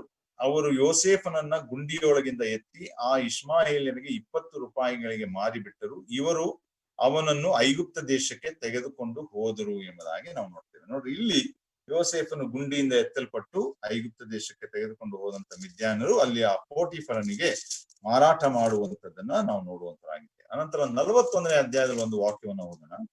41ನೇ ಅಧ್ಯಾಯ 14ನೇ ವಚನ ಹೀಗೆ ಓದ್ತೇವೆ. ಫರೋಹನು ಇದನ್ನು ಕೇಳಿ ಯೋಸೇಫನನ್ನು ಕರೆ ಕಳುಹಿಸಿದನು. ಯೋಸೇಫನು ಬೇಗನೆ ಸೆರೆಮನೆಯಿಂದ ಬಿಡಿಸಲ್ಪಟ್ಟವನಾಗಿ ಕ್ಷೌರ ಮಾಡಿಸಿಕೊಂಡು ಬೇರೆ ವಸ್ತ್ರಗಳನ್ನು ಹಾಕಿಕೊಂಡು ಫರೋಹನ ಸನ್ನಿಧಿಗೆ ಬಂದನು ಎಂಬುದಾಗಿ ನಾವು ನೋಡುವಂತರಾಗಿದ್ದೇವೆ. 2 ವಚನಗಳು ಯೋಸೇಫನ ಜೀವಿತದಲ್ಲಿ ಆದಂತಹ ಒಂದು ತಿರುವನ್ನ ಕೊಡುವಂತ ಟರ್ನಿಂಗ್ ಪಾಯಿಂಟ್ ಎಂಬುದಾಗಿ ನಾವು ಗ್ರಹಿಸಿಕೊಳ್ಳಿಕ್ಕೆ ಸಾಧ್ಯತೆ ಉಂಟು. ಈ 2 ಟರ್ನಿಂಗ್ ಪಾಯಿಂಟ್ ಅಲ್ಲೂ ಕೂಡ ದೇವರು ತನ್ನ ಮಹತ್ತರವಾದಂತ ತನ್ನ ಕೈಯನ್ನ, ತನ್ನ ಹಸ್ತವನ್ನ ಆ ಒಂದು ಘಟನೆಗಳಲ್ಲಿ ಆತನು ಇರಿಸಿದ್ದಾನೆ ಎಂಬುದಾಗಿ ನಾವು ತಿಳ್ಕೊಳ್ಳುವಂತವ್ರು ನಾವಾಗಿದ್ದೇವೆ. ನೋಡ್ರಿ, ಯೋಸೇಫನು ಆ ಗುಂಡಿಯಲ್ಲಿ ಹಾಕಲ್ಪಟ್ಟದ್ದು, ಅನಂತರ ಮಿದ್ಯಾನರಿಗೆ ಮಾರಲ್ಪಟ್ಟದ್ದು, ಈ ಎಲ್ಲಾ ಸಂಗತಿಗಳನ್ನ ನೋಡುವಾಗ ಅದು ಬಹಳ ಅದ್ಭುತವಾದಂತ ರೀತಿಯಲ್ಲಿ ದೇವರು ಅದನ್ನ ಲೆಕ್ಕಾಚಾರ ಹಾಕಿ ತನ್ನ ಯೋಜನೆಯ ಪ್ರಕಾರ ನಡೆಸಿಕೊಂಡು ಬಂದ ಎಂಬುದಾಗಿ ನಾವು ತಿಳ್ಕೊಳ್ಳಿಕ್ಕೆ ಸಾಧ್ಯತೆ ಉಂಟು. ಆ ಮಿದ್ಯಾನ್ಯರ ಕುರಿತು ಅವರು ವರ್ತಕರು, ಅವರು ವ್ಯಾಪಾರ ಮಾಡುತ್ತಾ ಬರುತ್ತಿದ್ದಂಥವ್ರು ಎಂಬುದಾಗಿ ನಾವು ನೋಡುತ್ತೇವೆ. ಆ ಮಿದ್ಯಾನರ ಕುರಿತು FB ಮೇಯರ್ ಅನ್ನುವಂಥವರು ಒಂದು 2-3 ಮಾತುಗಳನ್ನ ಹೀಗೆ ಬರೀತಾರೆ. ಅವರು ಬರೆಯುವಾಗ ಅವರು ಹೇಳ್ತಾರೆ, ಮಿದ್ಯಾನ್ಯರು ಅವರು ಆ ರೀತಿ ನೋಡ್ರಿ, ಅಲ್ಲಿ ನಾವು 25ನೇ ವಚನ, 37ನೇ ಅಧ್ಯಾಯ 25ನೇ ವಚನ ಪ್ಯಾರದಿಂದ ಶುರು ಆಗ್ತದೆ. ಅಷ್ಟರಲ್ಲಿ ಅವರು ಕಣ್ಣೆತ್ತಿ ನೋಡಿ ಇಷ್ಮಾಯೇಲ್ಯರ ಗುಂಪು ಒಂಟೆಗಳ ಮೇಲೆ ಆಲುಮಡ್ಡಿ, ಸುಗಂಧ ತೈಲ, ರಕ್ತಬೋಳ ಇವುಗಳನ್ನ ಹೇರಿಕೊಂಡು ಗಿಲ್ಯಾದಿನಿಂದ ಐಗುಪ್ತ ದೇಶಕ್ಕೆ ಪ್ರಯಾಣ ಮಾಡುತ್ತಾ ಬರುವುದನ್ನ ಕಂಡರು ಎಂಬುದಾಗಿ ನಾವು ನೋಡುವಂತವರಾಗಿದ್ದೇವೆ. ಯಹೂದನು ತನ್ನ ಅಣ್ಣ ತಮ್ಮಂದಿರಿಗೆ, ನಾವು ನಮ್ಮ ತಮ್ಮನನ್ನ ಕೊಂದು ಆ ಕೊಲೆಯನ್ನ ಮರೆ ಮಾಡಿದರೆ ಪ್ರಯೋಜನವೇನು ಎಂಬುದಾಗಿ ನಡೆಸುವಂತ ಕಾರ್ಯಗಳನ್ನ ನಾವು ನೋಡುವಂತರಾಗಿದೆ. FB ಮೇಯರ್ ಹೇಳ್ತಾರೆ, ನೋಡ್ರಿ, ಈ ಮಿದ್ಯಾನ್ಯರ ಒಂದು ಪ್ರಯಾಣ ಇವರು ಕಣ್ಣೆತ್ತಿ ನೋಡುವಂತ ಸಮಯಕ್ಕೆ ತಕ್ಕ ಹಾಗೆ ಅವರು ಕಾಣಿಸಿಕೊಳ್ಳುವ ಹಾಗೆ ಆ ಪ್ರಯಾಣ ಆ ಒಂದು ಹಂತಕ್ಕೆ, ಆ ಒಂದು ಸ್ಥಳಕ್ಕೆ ಅದು ಬಂದು ತಲುಪಿದೆ ಎಂಬುದಾಗಿ ಅವರು ಹೇಳುವಂತರಾಗಿದ್ದಾರೆ. ಅವ್ರು ಹೇಳ್ತಾರೆ it is not a chance or a coincidence. ಅದು ಒಂದು ಆ ಆಕಸ್ಮಿಕವಲ್ಲ, ಅಥವಾ ಏನೋ ಒಂದು ನಡೆಯಬಾರದ ಆ ರೀತಿ ನಡೆದು ಹೋಯ್ತು ಎಂಬುದಾಗಿ ಹೇಳೋ ಅಲ್ಲ. But it is the Providence of god. ಅದನ್ನ ದೇವರು ಎಲ್ಲವನ್ನ ತನ್ನ ಕೈಯಲ್ಲಿ ಇಟ್ಟುಕೊಂಡು ನಡೆಸಿಕೊಂಡ ಬಂದಂತ ಸಂಗತಿ ಎಂಬುದಾಗಿ ಅವ್ರು ಹೇಳ್ತಾರೆ God even had fixed the departure of the Ishmaelites. ಈ ಇಸ್ಮಾಯಿಲರು ಯಾವಾಗ ಈ ಪ್ರದೇಶಕ್ಕೆ ಪ್ರಯಾಣ ಹೊರಡಬೇಕು ಎಂಬುದಾಗಿ ಕೂಡ ದೇವರು ಅವರಿಗೆ ಸಮಯವನ್ನ ನಿಗದಿ ಮಾಡಿ ಕೊಟ್ಟಿದ್ದ ಎಂಬುದಾಗಿ ಅವ್ರ FB ಮೇಯರ್ ಅವರು ಹೇಳುವಂತಹ ಸಂಗತಿಯನ್ನ ನೋಡುವಂತರಾಗಿದ್ದೇವೆ. ಯಾಕಂದ್ರೆ ಮಿದ್ಯಾನ್ಯರು ಎಂಬುದಾಗಿ ಹೇಳುವಾಗ, ಇಸ್ಮಾಯಿಲರು ಎಂಬುದಾಗಿ ಹೇಳುವಾಗ ಬಹಳ ದೂರ ಪ್ರದೇಶದಿಂದ ಅವರು ಈ ಕಾನಾನ್ ಪ್ರದೇಶಕ್ಕೆ ಅವರು ಪ್ರಯಾಣ ಮಾಡುತ್ತಾ ಐಗುಪ್ತ ದೇಶಕ್ಕೆ ಹೋಗ್ಲಿಕ್ಕೆ ಬಂದಂತವರಾಗಿದ್ದಾರೆ ಎಂಬುದಾಗಿ ನಾವು ನೋಡುವಂತವರಾಗಿದ್ದೇವೆ. ಅನಂತರ ಅವ್ರ FB ಮೇಯರ್ ಅವರು ಹೇಳ್ತಾರೆ ನೋಡ್ರಿ, ಆ ಒಂಟೆಗಳ ನಡುವಿಕೆಯ ಸ್ಪೀಡ್, ಅದರ ಆ ವೇಗವನ್ನು ಕೂಡ ದೇವರು ತನ್ನ ಹತೋಟಿಯಲ್ಲಿ ಇಟ್ಟುಕೊಂಡಿದ್ದ, ಅಥವಾ god had fixed the walk of each camel ಎಂಬುದಾಗಿ. ಎಷ್ಟು ಅದ್ಭುತ ಕಾರ್ಯಗಳು ಯಾಕೋಬನಲ್ಲಿ ನಡೆಯುವಂತಹ ಸಂಗತಿಗಳು, ಯೋಸೇಫನಲ್ಲಿ ನಡೆಯುವಂತಹ ಘಟನೆಗಳಿಗಾಗಿ ಕರ್ತನಾದ ಯೇಸು ಕ್ರಿಸ್ತನ ಪರಲೋಕದಿಂದ ಲೋಕಕ್ಕೆ ಬರುವಂತ ವಿಷಯದಲ್ಲಿ ಪ್ರತಿಯೊಂದು ಸೂಕ್ಷ್ಮವಾದ ಸಂಗತಿಗಳು ಅನಾದಿ ಕಾಲದಿಂದಲೇ ದೇವರು ಸಂಕಲ್ಪ ಮಾಡಿದಂತೆ ಸಮಯವು ಪರಿಪೂರ್ಣವಾದಾಗ ಅದೇ ಸಮಯಕ್ಕೆ ಕರ್ತನಾದ ಯೇಸು ಕ್ರಿಸ್ತನ ಲೋಕಕ್ಕೆ ಬಂದ. ಆತನ ಕುರಿತಿರುವಂತ ಎಲ್ಲಾ ಪ್ರವಾದನೆಗಳು ಸಣ್ಣದಾಗಲಿ ದೊಡ್ಡದಾಗಲಿ ಎಲ್ಲವೂ ನೆರವೇರಲ್ಪಟ್ಟ ಮೇಲೆಯೇ ಆತನು ಈ ಲೋಕಕ್ಕೆ ಬಂದ ಎಂಬುದಾಗಿ ನಾವು ನೋಡ್ತೇವೆ. ದೇವರು ಆ ರೀತಿ ಕಾರ್ಯಗಳನ್ನ ತನ್ನ ಹತೋಟಿಯಲ್ಲಿ ಆತನ ಇಟ್ಟುಕೊಂಡಂತವನಾಗಿದ್ದಾನೆ. ಪ್ರಸಂಗಿ ಒಂದು ಮಾತನ್ನ ಬರೀತಾನೆ, ಏನಂದ್ರೆ ದೇವರು ಎಲ್ಲಾ ಸಂಗತಿಗಳನ್ನ ಸಮಯಕ್ಕೆ ತಕ್ಕ ಹಾಗೆ ಅಂದವಾಗಿ ನಿರ್ಮಿಸಿದ್ದಾನೆ ಎಂಬುದಾಗಿ ಪ್ರಸಂಗಿ 3:11 ನಾವು ನೋಡ್ತೇವೆ. God has made all things everything beautiful in its own time ಎಂಬುದಾಗಿ ನೋಡ್ರಿ. ಹಾಗೆ ದೇವರು ಆ ಕಾರ್ಯಗಳನ್ನ ಆತನು ಮಾಡುವಂತನಾಗಿದ್ದಾನೆ. ಆನಂತರ ಅವ್ರು ಹೇಳ್ತಾರೆ, ಇವರು ವರ್ತಕರಾದ್ದರಿಂದ ಅವರು ದಾರಿಯಲ್ಲಿ ಪ್ರಯಾಣ ಮಾಡುತ್ತಾ ಬರುವಾಗ ಅನೇಕ ಕಡೆ ಅವರಿಗೆ ಮಾರ್ಕೆಟ್ ಪ್ಲೇಸ್ ಸಿಕ್ಕಿದೆ, ಅನೇಕ ಕಡೆ ಅವರಿಗೆ ಜಾತ್ರೆಗಳು ಸಿಕ್ಕಿದೆ, ಅನೇಕ ಕಡೆ ವ್ಯಾಪಾರ ಮಾಡುವಂತ ಅವಕಾಶಗಳು ಸಿಕ್ಕಿದೆ. ಅವನ್ನೆಲ್ಲ ದೇವರು ಅವರಿಗೆ ಫಿಕ್ಸ್ ಮಾಡಿ ಅಲ್ಲಲ್ಲೇ ಆ ಸ್ಥಳಗಳಲ್ಲಿ ಇಷ್ಟೇ ಸಮಯವನ್ನ ಕಳೆಯಬೇಕು ಎಂಬುದಾಗಿ ದೇವರು ನಿರ್ಧಾರ ಮಾಡಿದ್ದಾನೆ ಎಂಬುದಾಗಿ FB ಮೇಯರ್ ಅವರು ಹೇಳ್ತಾರೆ. 5ನೇ ಪಾಯಿಂಟ್ ಅವ್ರು ಹೇಳ್ತಾರೆ ಏನಂದ್ರೆ, even god has fixed the rate for which Joseph should be sold. ಯೋಸೇಫನು ಎಷ್ಟು ಹಣಕ್ಕೆ ಮಾರಲ್ಪಡಬೇಕು ಎಂಬುದಾಗಿ ಕೂಡ ಮಿದ್ಯಾನ್ಯರ ಮನಸ್ಸಿನಲ್ಲಿ ನಿರ್ಧಾರವನ್ನ ದೇವರು ಮಾಡಿಬಿಟ್ಟಿದ್ದ ಎಂಬುದಾಗಿ ನಾವು ನೋಡುವಂತವರಾಗಿದ್ದಾರೆ. ಅನಂತರ ಅವ್ರು ಹೇಳೋದೇನಂದ್ರೆ 7ನೇ ಪಾಯಿಂಟ್ ಅಲ್ಲಿ, the travelling was according to the divine time table. ಆ ಒಂದು ಪ್ರಯಾಣ ದೈವಿಕವಾದಂತ ಟೈಮ್ ಟೇಬಲ್ ಪ್ರಕಾರವೇ ಅದು ನಡೆಸಲ್ಪಟ್ಟಿತ್ತು ಎಂಬುದಾಗಿ. ಸತ್ಯವೇದ ಒಂದು ವೇಳೆ this is a time table for us. ಈ ಸತ್ಯವೇದ, ಇಡೀ ಸತ್ಯವೇದ ನಮಗೊಂದು ಟೈಮ್ ಟೇಬಲ್ ಇದ್ದ ಹಾಗೆ. ದೇವರು ಅದನ್ನೆಲ್ಲ ಕಾಲ ಕಾಲಕ್ಕೆ ನಡೆಸಿಕೊಂಡು ಬಂದಂತ ಎಲ್ಲವನ್ನ ಇಲ್ಲಿ ದಾಖಲಿಸಿ ಇಟ್ಟಿದ್ದಾನೆ ಎಂಬುದಾಗಿ ನಾವು ನೋಡುವಂತವಾಗಿದ್ದೇವೆ. ಅವರು ಕಡೆಯದಾಗಿ ಬರೀತಾರೆ, ಈ ವಾಸ್ ದ ಡೈರೆಕ್ಟರ್, ಈ ವಾಸ್ ದ ಪ್ರೊಡ್ಯೂಸರ್ ಅಂಡ್ ಈ ವಾಸ್ ದ ಫಿಲ್ಮ್ ಮೇಕರ್ ಎಂಬುದಾಗಿ. ಅವರೇ ನಿರ್ದೇಶಕರಾಗಿದ್ದಾರೆ, ಅವರೇ ನಿರ್ಮಾಪಕರಾಗಿದ್ದಾರೆ, ದೇವರೇ ನಿರ್ಮಾಪಕನಾಗಿದ್ದಾನೆ. ಎಲ್ಲವನ್ನ ತಕ್ಕ ಕಾಲದಲ್ಲಿ ಮಾಡಿ ಆತನ ಕಾರ್ಯವನ್ನ ಕೈಗೂಡಿಸಿದ ಎಂಬುದಾಗಿ ನಾವು ನೋಡುವಂತರಾಗಿದ್ದೇವೆ. ಯಾಕಂದ್ರೆ ನೋಡ್ರಿ, ದೇವರು ತನ್ನ ಉದ್ದೇಶಗಳನ್ನ ತನ್ನ ಸಮಯಕ್ಕೆ ತಕ್ಕ ಹಾಗೆ ಆತನು ಪೂರ್ತಿ ಮಾಡುವಂತವನಾಗಿದ್ದಾನೆ. ಒಂದು ವೇಳೆ ನಮ್ಮ ಕುರಿತು ಕೂಡ ನಮ್ಮ ಉದ್ದೇಶಗಳು ಅದು ಪೂರ್ತಿ ಆಗುವಂತದ್ದು ನಾವು ನಿತ್ಯತ್ವಕ್ಕೆ ಸೇರಿದ ಮೇಲೆ ಎಂಬುದಾಗಿ ನಾವು ತಿಳ್ಕೊಳ್ಳುವಂತವರು ಆಗಿರಬೇಕು. ಯೋಸೇಫನು ಕೂಡ ಅದೇ ರೀತಿ ಆತನು ಒಂದು ವೇಳೆ ಆ ಗುಂಡಿಯೊಳಗಿಂದ ಎತ್ತಲ್ಪಡದೆ ಹೋಗಿದ್ದರೆ ಆ ಸಮಯಕ್ಕೆ ಸರಿಯಾಗಿ ಆತನು ಮುಂದೆ ತನ್ನ ಭವಿಷ್ಯತ್ತನ್ನ ನೋಡಲಿಕ್ಕೆ ಸಾಧ್ಯವಾಗುತ್ತಿರಲಿಲ್ಲ ಎಂಬುದಾಗಿ ನಾವು ಗ್ರಹಿಸಬಹುದು. ಯಾಕಂದ್ರೆ ಯಾಕೋಬನು ಕೂಡ ಹತಾಶನಾಗಿದ್ದ. ಯಾಕೋಬನು ಆತನು ತನ್ನ ಮಗನನ್ನ ಕಳಕೊಂಡಾಗ ಆತನು ಹತಾಶನಾಗಿ ನುಡಿಯುವಂತವನಾಗಿದ್ದಾನೆ. ಇವೆಲ್ಲಾ ಸಂಕಟ ಕಷ್ಟ ನನ್ನ ಮೇಲೆ ದೇವರು ಬರಮಾಡಿದ ಎಂಬುದಾಗಿ ನಾವು 36ನೇ ವಚನದಲ್ಲಿ ನಾವು ನೋಡುವಂತರಾಗಿದೆ. 45ನೇ ಅಧ್ಯಾಯ 36ನೇ ವಚನದಲ್ಲಿ ನಾವು ಆ ವಾಕ್ಯವನ್ನ ನೋಡುವಂತವರಾಗಿದ್ದೇವೆ. ನೋಡ್ರಿ, 42ನೇ ಅಧ್ಯಾಯ 36ನೇ ವಚನ. ಆಗ ಅವರ ತಂದೆಯಾದ ಯಾಕೋಬನು ಅವರಿಗೆ, ನನ್ನನ್ನು ಮಕ್ಕಳಿಲ್ಲದವನಂತೆ ಮಾಡಿದ್ದೀರಿ. ಯೋಸೇಫನು ಇಲ್ಲ, ಸಿಮೆಯೋನನು ಇಲ್ಲ, ಬೆನ್ಯಾಮಿನನ್ನು ಕರಕೊಂಡು ಹೋಗಬೇಕೆಂದಿದ್ದೀರಿ. ಈ ಕಷ್ಟವೆಲ್ಲ ನನ್ನ ಮೇಲೆಯೇ ಬಂತು ಎಂದು ಹೇಳಲು ಎಂಬುದಾಗಿ. ನೋಡ್ರಿ, ಯಾಕೋಬನು ಹತಾಶನಾಗಿ ನುಡಿತಾನೆ. ದೇವರ ಸಂಗತಿಗಳು ಅವನಿಗೆ ಗ್ರಹಿಸ್ಲಿಕ್ಕೆ ಸಾಧ್ಯವಾಗಿಲ್ಲ. ಅನಂತರ ಯೋಸೇಫನು ಕೂಡ ಆ ಅನ್ಯ ದೇಶದಲ್ಲಿ ಅನೇಕ ತೊಂದರೆಗಳಿಗೆ, ಇಕ್ಕಟ್ಟುಗಳಿಗೆ ಒಳಪಟ್ಟಾಗಿ ಕೂಡ ಆ ದೇವರು ಅವನನ್ನ ಒಂದು ಒಳ್ಳೆ ಮನುಷ್ಯನಾಗಿ ರೂಪಿಸಿ ಉನ್ನತ ಸ್ಥಾನಕ್ಕೆ ತಂದಂತ ಸತತೆಯನ್ನ ನೋಡುವಂತರಾಗಿದ್ದೇವೆ. ಒಂದು ವೇಳೆ ಯೋಸೇಫನು ಪ್ರಾರ್ಥನೆ ಮಾಡಿರುವಾಗ ಆತನಿಗೆ ಬಂದಂತ ಸನ್ನಿವೇಶಗಳಿಂದ ತಪ್ಪಿಸಿಕೊಳ್ಳಲಿಕ್ಕೆ ಆ ಯೋಸೇಫನು ಪ್ರಾರ್ಥನೆ ಮಾಡಿರ್ಲಿಕ್ಕಿಲ್ಲ. ಒಂದು ವೇಳೆ ಆತನು ಪ್ರಾರ್ಥನೆ ಈ ರೀತಿ ಮಾಡಿರಬಹುದು, ಕರ್ತನೆ ಸನ್ನಿವೇಶವನ್ನ ಬದಲಾಯಿಸಬೇಡ, ಸನ್ನಿವೇಶವನ್ನ ನಾನು ಎದುರಿಸುವಾಗೆ ನನ್ನನ್ನ ಬದಲಾಯಿಸು ಎಂಬುದಾಗಿ ಯೋಸೇಫನು ಪ್ರಾರ್ಥನೆ ಮಾಡಿರ್ಲಿಕ್ಕೂ ಸಾಧ್ಯತೆಗಳು ಇದೆ ಎಂಬುದಾಗಿ ನಾವು ತಿಳ್ಕೊಳ್ತೇವೆ ಪ್ರಿಯರೇ. ನೋಡ್ರಿ, 50ನೇ ಅಧ್ಯಾಯ, ಆದಿಕಾಂಡ 50ನೇ ಅಧ್ಯಾಯದಲ್ಲಿ ಯೋಸೇಫನ ಒಂದು ಮಾತನ್ನ ನುಡಿತಾನೆ. ಆದಿಕಾಂಡ 50ನೇ ಅಧ್ಯಾಯದಲ್ಲಿ 20ನೇ ವಚನ, ಆದಿಕಾಂಡ 50ನೇ ಅಧ್ಯಾಯ 20ನೇ ವಚನ, ಆತನು ತನ್ನ ಅಣ್ಣಂದಿರಿಗೆ ಒಂದು ಮಾತನ್ನ ನುಡಿತಾನೆ. ಏನಂದ್ರೆ, ನೀವಂತೂ ನನಗೆ ಕೇಡಾಗಬೇಕೆಂದು ಎಣಿಸಿದ್ದೀರಿ, ಆದ್ರೆ ದೇವರು ಮೇಲಾಗಬೇಕೆಂದು ಸಂಕಲ್ಪಿಸಿದನು. ಈಗ ಅನುಭವಕ್ಕೆ ಬಂದ ಪ್ರಕಾರವೇ ಅನೇಕ ಪ್ರಾಣಿಗಳಿಗೆ ಸಂರಕ್ಷಣೆ ಉಂಟಾಗುವಂತೆ ಮಾಡಿದನು ಎಂಬುದಾಗಿ. ವಾರನ್ ರಿಸ್ಪಿ ಅವರು ಹೇಳ್ತಾರೆ, ಯೋಸೇಫನು ಒಂದು ವೇಳೆ ರೋಮಾಪುರ ಪತ್ರಿಕೆ 8ನೇ ಅಧ್ಯಾಯ 28ನೇ ವಚನವನ್ನ ದೇವರ ಆತ್ಮನು ಅವನಿಗೆ ತಿಳಿಸಿಕೊಟ್ಟ ಎಂಬುದಾಗಿ. ಯಾಕಂದ್ರೆ ಎಲ್ಲವನ್ನ ದೇವರು ಅನುಕೂಲವಾಗುವಂತೆ ಮಾಡುವಂತವನಾಗಿದ್ದಾನೆ ಎಂಬುದಾಗಿ ನಾವು ನೋಡುವಂತರಾಗಿದ್ದೇವೆ. ಅನಂತರ ನಾವು ಮುಂದೆ ನೋಡ್ತಾ ಬರುವಾಗ ನೋಡ್ತೇವೆ, ಯೋಸೇಫನು ಆ ಪೋಟಿಫರನಿಗೆ ಮಾರಲ್ಪಡ್ತಾನೆ. ಆ ಪೋಟಿಫರನು ಎಂಬುದಾಗಿ ಹೇಳುವಾಗ ಆತನು ಆ ಉನ್ನತ ಸ್ಥಾನದಲ್ಲಿ ಉದ್ದಿಮೆಯಲ್ಲಿರುವಂತವನು, ಮೈ ದಳವಾಯಿ ಕಾಯುವಂತವನು, ಅಂದ್ರೆ ಫರೋವನಿಗೆ ಆತನು ಸೆಕ್ಯೂರಿಟಿ ಆಗಿರುವಂತ ಉನ್ನತ ಆಫೀಸರ್ ಆಗಿದ್ದ ಎಂಬುದಾಗಿ ನೋಡ್ತೇವೆ.